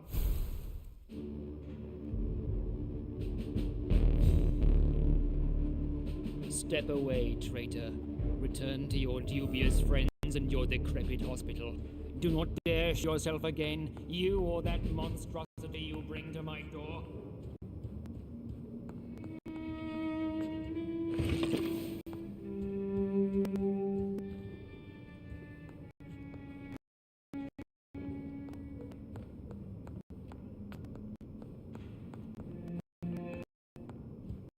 Step away, traitor.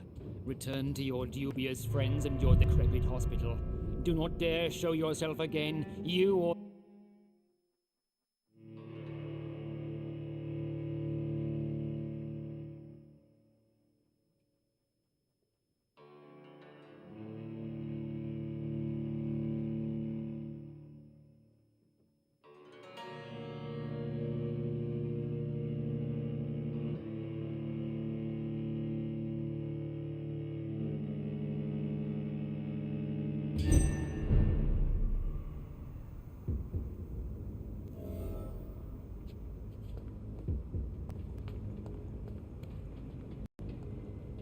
We meet again at the strangest of times, young Ekon. So do you serve the Earl of Bristol now? Old Bridget, what are you doing here? Your friend, the wise Ekon. She sent me to warn you. Did anyone see you? It's a long way from the dock sewers, and hunters are patrolling the streets here. Who said I took the streets? How do you think I survived for centuries in this city without ever being seen? I know all her secrets. How did you meet Lady Ashbury? She came to us in the sewers in search of answers, just as you did. Lady Ashbury in the sewers? Now that's a sight I wish I'd seen. She said she was your friend, and that she sought the identity of your maker. So I answered her questions. What kind of answers did you give her? I knew nothing of your maker, but we talked. We talked a lot. Her words and ideas are captivating. It is no surprise that you like her. I like her too.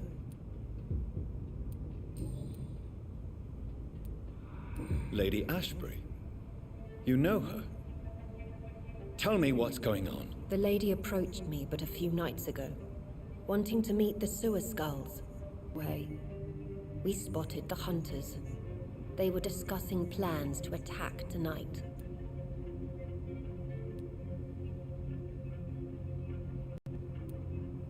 Wait, slow down. I need to ask you something. I'm listening, but I do not have time to waste, so be quick. Why do I feel like Lord Redgrave was particularly irritated to see you? Far more so than the average Skull, if I may say. Because I used to know him quite well, and he is afraid I may remember who he really is. You're Elizabeth's informant. You're the one who told her about Lord Redgrave's lies regarding his lineage. Yes, but my words were not meant to hurt or threaten. I simply told the story of the sewer skulls, and of so many other forgotten children. Where is Lady Ashbury right now? She said she'd go home. She needed to speak with some old friends first, though. Do not worry, young Ekon. She is no fool, and just as strong as you. How did Elizabeth find you? She presented herself humbly at our gate, and asked if we knew of any ancestral vampires hiding in London. She asked about Ascalon. She asked about many things. Why did she come to you? I am old Bridget, the buried memory of the city. She sought the silent truths. Truths I have kept hidden for so long. What do you think of her? Her soul is good, yet tainted with a deep sadness and the scars of ancient wounds. Time does that to us immortals, for we have so much to dwell upon.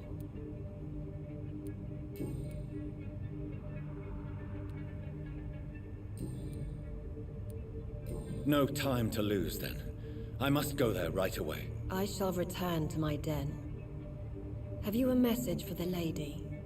Should I see her before you?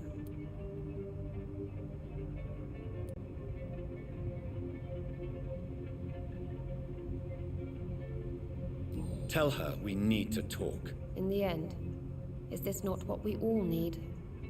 Go now and take care, young Ekon, for the flames are rising.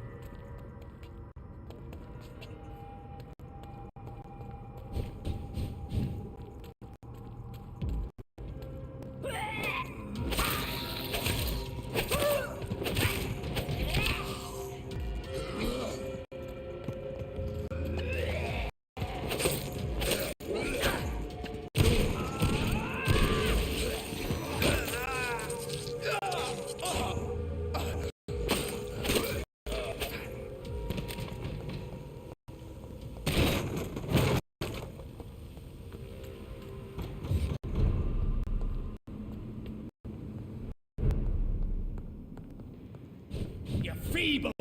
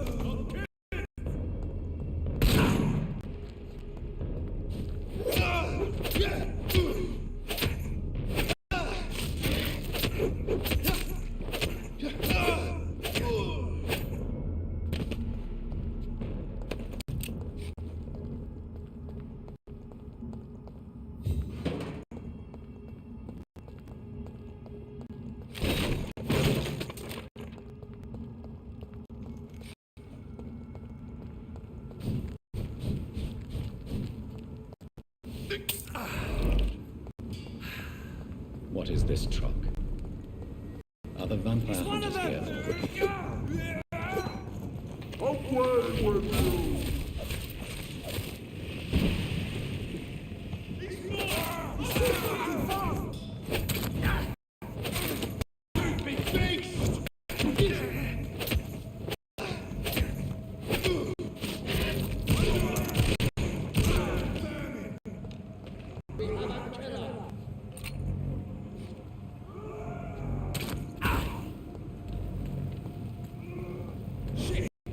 Just vanished.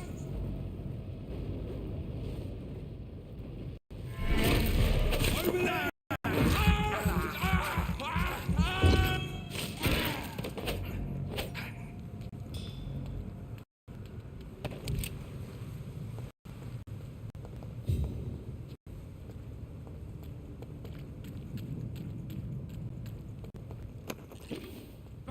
Demon!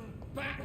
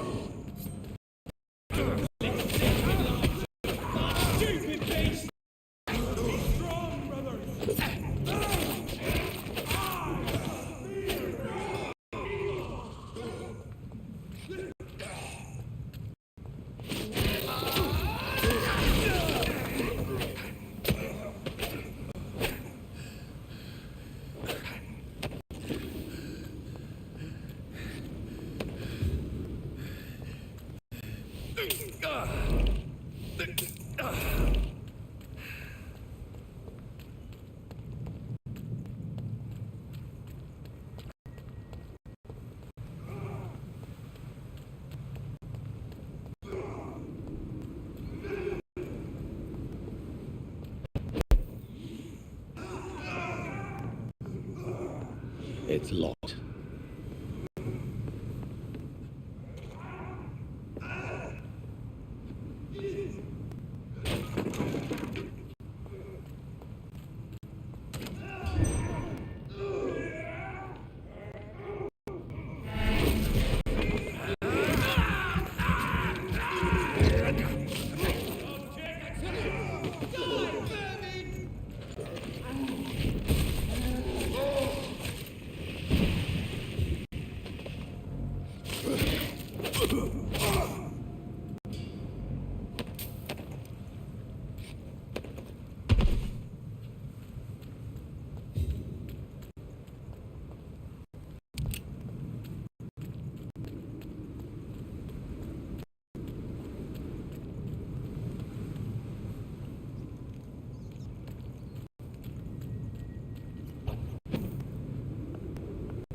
I cannot enter.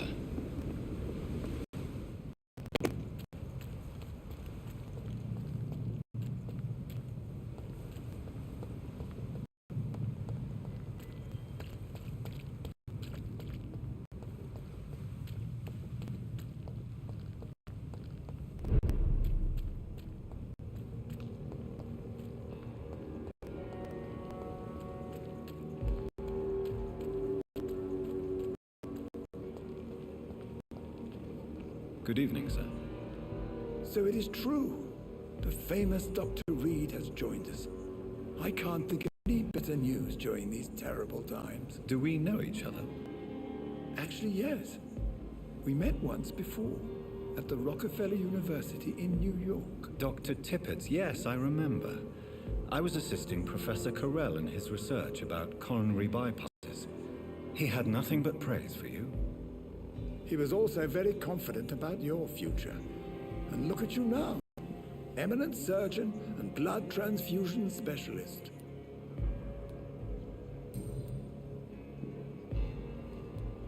Corcoran, I want you to tell me about Mr. Connor. How did he die? What happened? He was my patient. He died because of my mistake. That's the blunt truth. Who was this patient? I don't know. Some sick man from the docks, maybe a fisherman. I had no time to talk with him. No one claimed a body. What was the nature of the mistake? It was a twofold error. My diagnosis was wrong, and the administered dosage was too strong.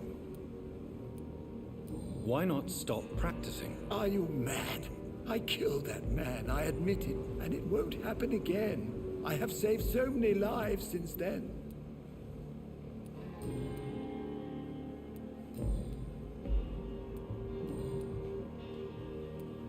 What can you tell me about the staff in the hospital? Some are really good, and others are not so good. But during this troubled period, there is no time for slander. I prefer to focus on the positive character traits. Any opinion about the management? I don't always agree with Dr. Swansea's reserve, but I must admit he does all he can to keep this facility running during this crisis. Ah yes, the burden of command. I was fed up with this concept while serving as a medical officer. Don't get me wrong. Swansea's a good administrator. I just wish he would get out of his office down again.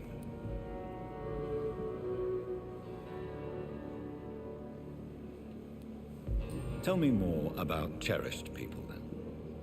Nurse Brannigan is a pearl.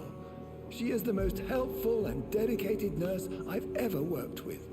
A clever and cheerful woman. You really seem to admire her skills. I'll go even further. If she was a man, she would be a damn fine practitioner.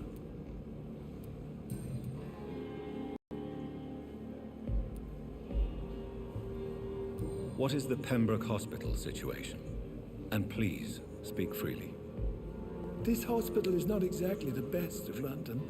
I'm sure you are used to working in a better environment.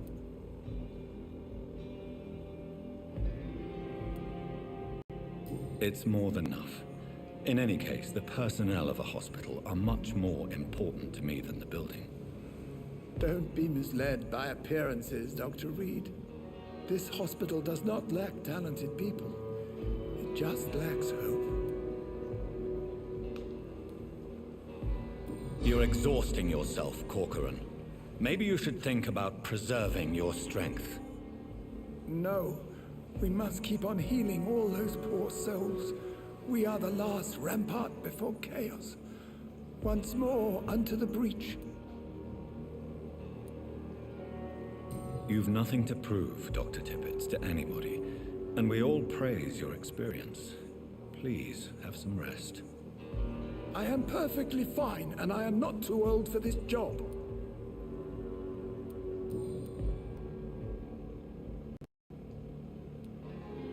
Are you okay? I heard the hospital was attacked. Yes. Can you believe it? Attacking a hospital of all places. Mindless savages. Is anyone hurt? No, but Dr. Swansea is missing.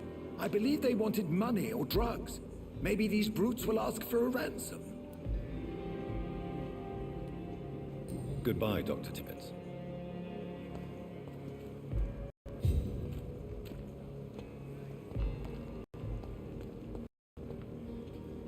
Good evening, Milton. Good evening, Doctor. Still trying to save lives?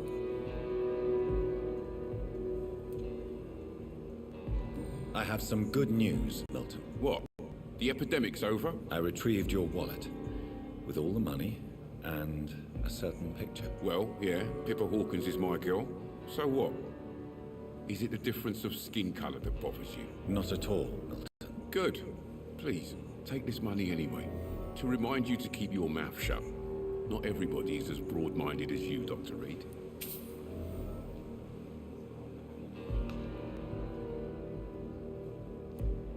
Are you all right? I heard the hospital was attacked. For months I said this day would come. We should have armed ourselves. Riots are rising. The end is near.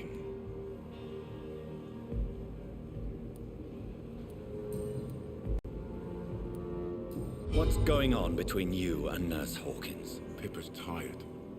Tired of all this shit. Tired of all those corpses piling up. She's as depressed as I am.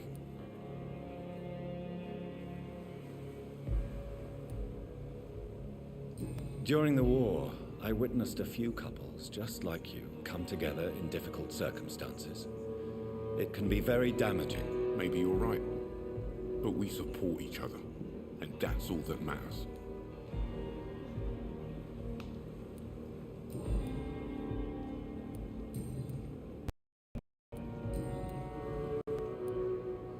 Why do you have such a mediocre reputation among your colleagues, Milton? Fuck them. Nobody knows the horrors I've seen since working here. This city was sick long before the epidemic, Dr. Reed. I know it's a difficult task, but correct me if I'm wrong. Is this not the job you are paid to do? I've seen babies left to die while their brothers were properly fed. Underage girls and boys sold to all manner of perverts. I'm sorry, I don't know what to say. Yeah, exactly. We lack words. So excuse me if I don't look on the bright side of life.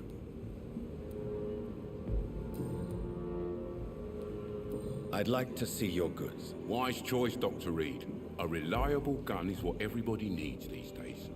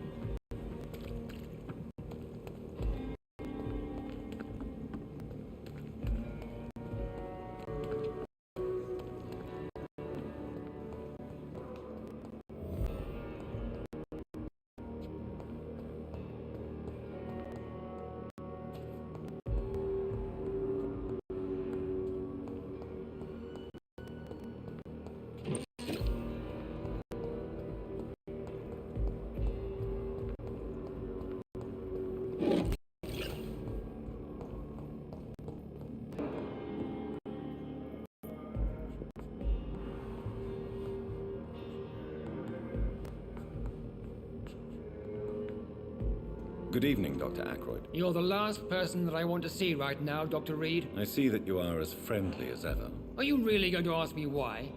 That would just be more evidence of your selfishness.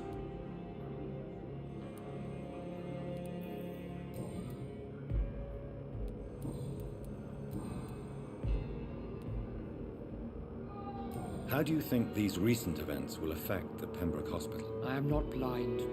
There is something strange about you and Dr. Swansea. One day you'll have to provide answers.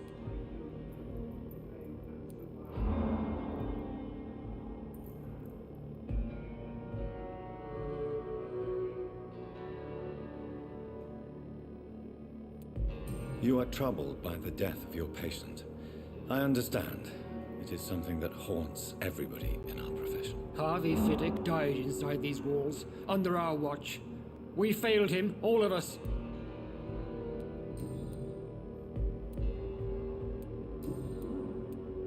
Are you all right? I heard the hospital had been attacked. For now, we have to keep on looking after our patients. But we won't be able to do so for long without an administrator. Has Dr. Swansea really gone? Yes, this place is turning into a joke. A sad joke indeed. Thank you for your time. We'll talk later.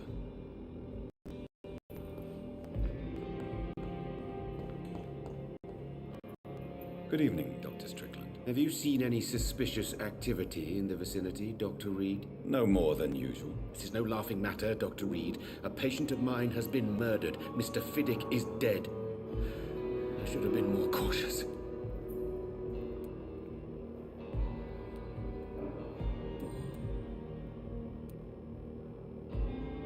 What is troubling you so much, Dr. Strickland? Is there something else? I had to meet face to face with the son and daughter of Mr. Fiddick this afternoon. Their eyes. I could barely stand before their accusing gaze. This difficult task is part of our job, Dr. Strickland. It's our responsibility. I know. As I also know they'll never get the answer to the question they daren't ask. They were the embodiment of cold fatalism. Why are you blaming yourself for the death of Mr. Fiddick? It is our fault. Mr. Fiddick has stayed longer than needed here because Dr. Ackroyd and I could not agree on the correct treatment. This argument has nothing to do with his death. He was murdered. But if we had performed the surgery sooner, he would have left the hospital and avoided this fate. I located the shop, but it was vandalized, and the owner is missing. All I found was your order. I was afraid of such bad news. People are so desperate they're ready to burgle a shop for drugs. That's quite a list you ordered. Opium, sodium hypochlorite. It can't be just headaches you're trying to cure. This dreadful influenza, of course. I already ran some tests on hopeless cases. Without success, I must admit. Do you realize you could create a lethal poison without the correct dosage? Then there are the legal ramifications. Is this not true of any medical substance, Dr. Reed? However, if you would agree to improve it, I'd be glad to accept your help. As long as you promise to be scrupulous with your experiments, I may try to gather these substances and even help improve upon the mixture. That's all I'm asking for, Dr. Reed. That's all I'm asking. Are you all right? I heard the hospital has been attacked. As far as I know, nobody's been hurt. But who were those men? Why attack Dr. Swansea? What happened to him? We don't know. They came in, they went out. In between those two events, Dr. Swansea went missing. Maybe he just went into hiding nearby. Goodbye, Dr. Strickland. I can't let Strickland put his patients at risk with opium. Perhaps an adjusted formula will deliver more of a placebo effect. It's locked, all right. Bastards. What have they done to Edgar? McCullum and his thugs are taking the credit for Edgar's abduction. They really mean business.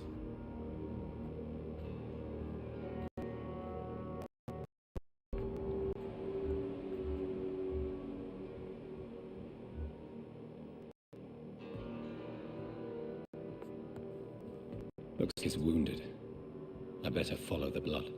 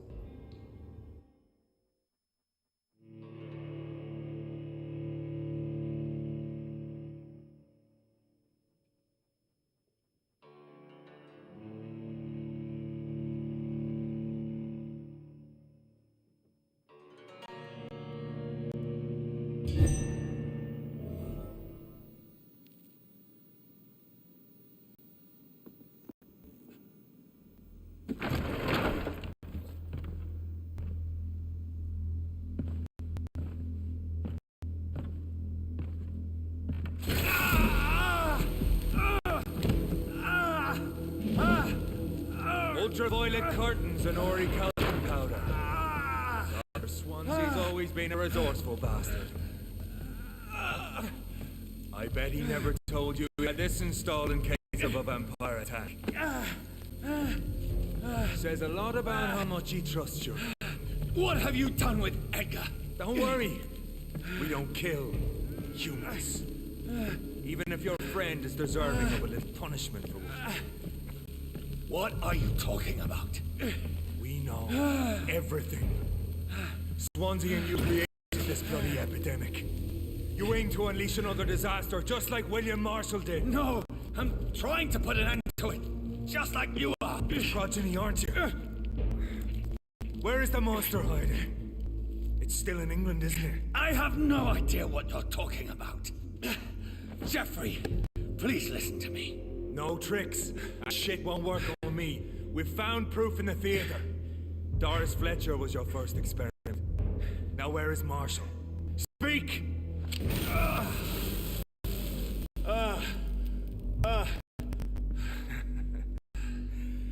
So much for modern technology. Time the tried and true. Do you know what this is, Beast? This is a drop of King Arthur's blood. The blood of a true defender of Britain. Stronger than your evil powers.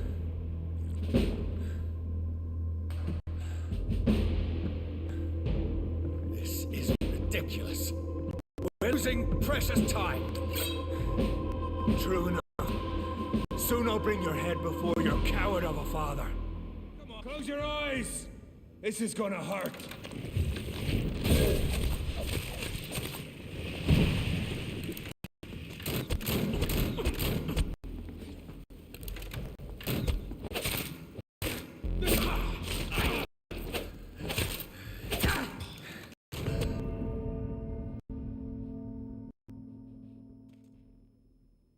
Your poisonous bite is useless on me.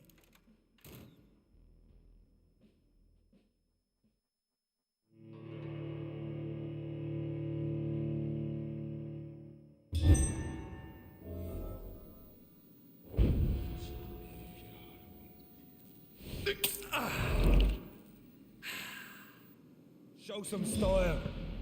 Fight like a man.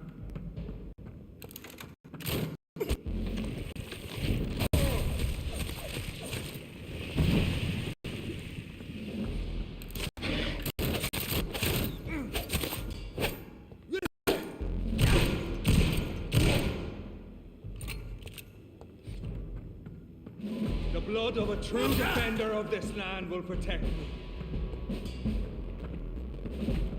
I'll take you down!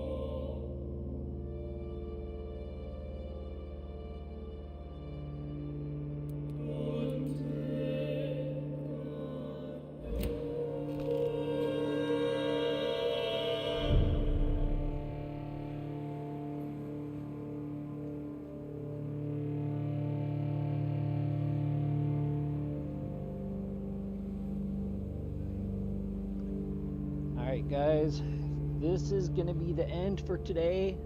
We will begin part 5 tonight. Please remember to like, subscribe, and comment below. I understand that it is a cliffhanger for you guys. I understand it's a cliffhanger for me too.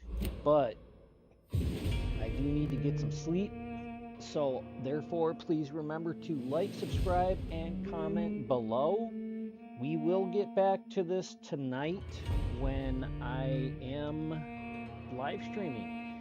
Once this all gets done, I believe it's going to be in between Cyberpunk game or some other new game. But we will be getting into it. We will get into Grand Theft Auto, as well as we will be getting back into Pal World and Red Dead 2. It's just I've changed it up on a little bit of different games for right now. So please remember to come back, stay tuned, and see what we have planned for tomorrow and the next day and after that, and whatever else we have planned for whatever new game after I get done with VAMPYR. So I will see you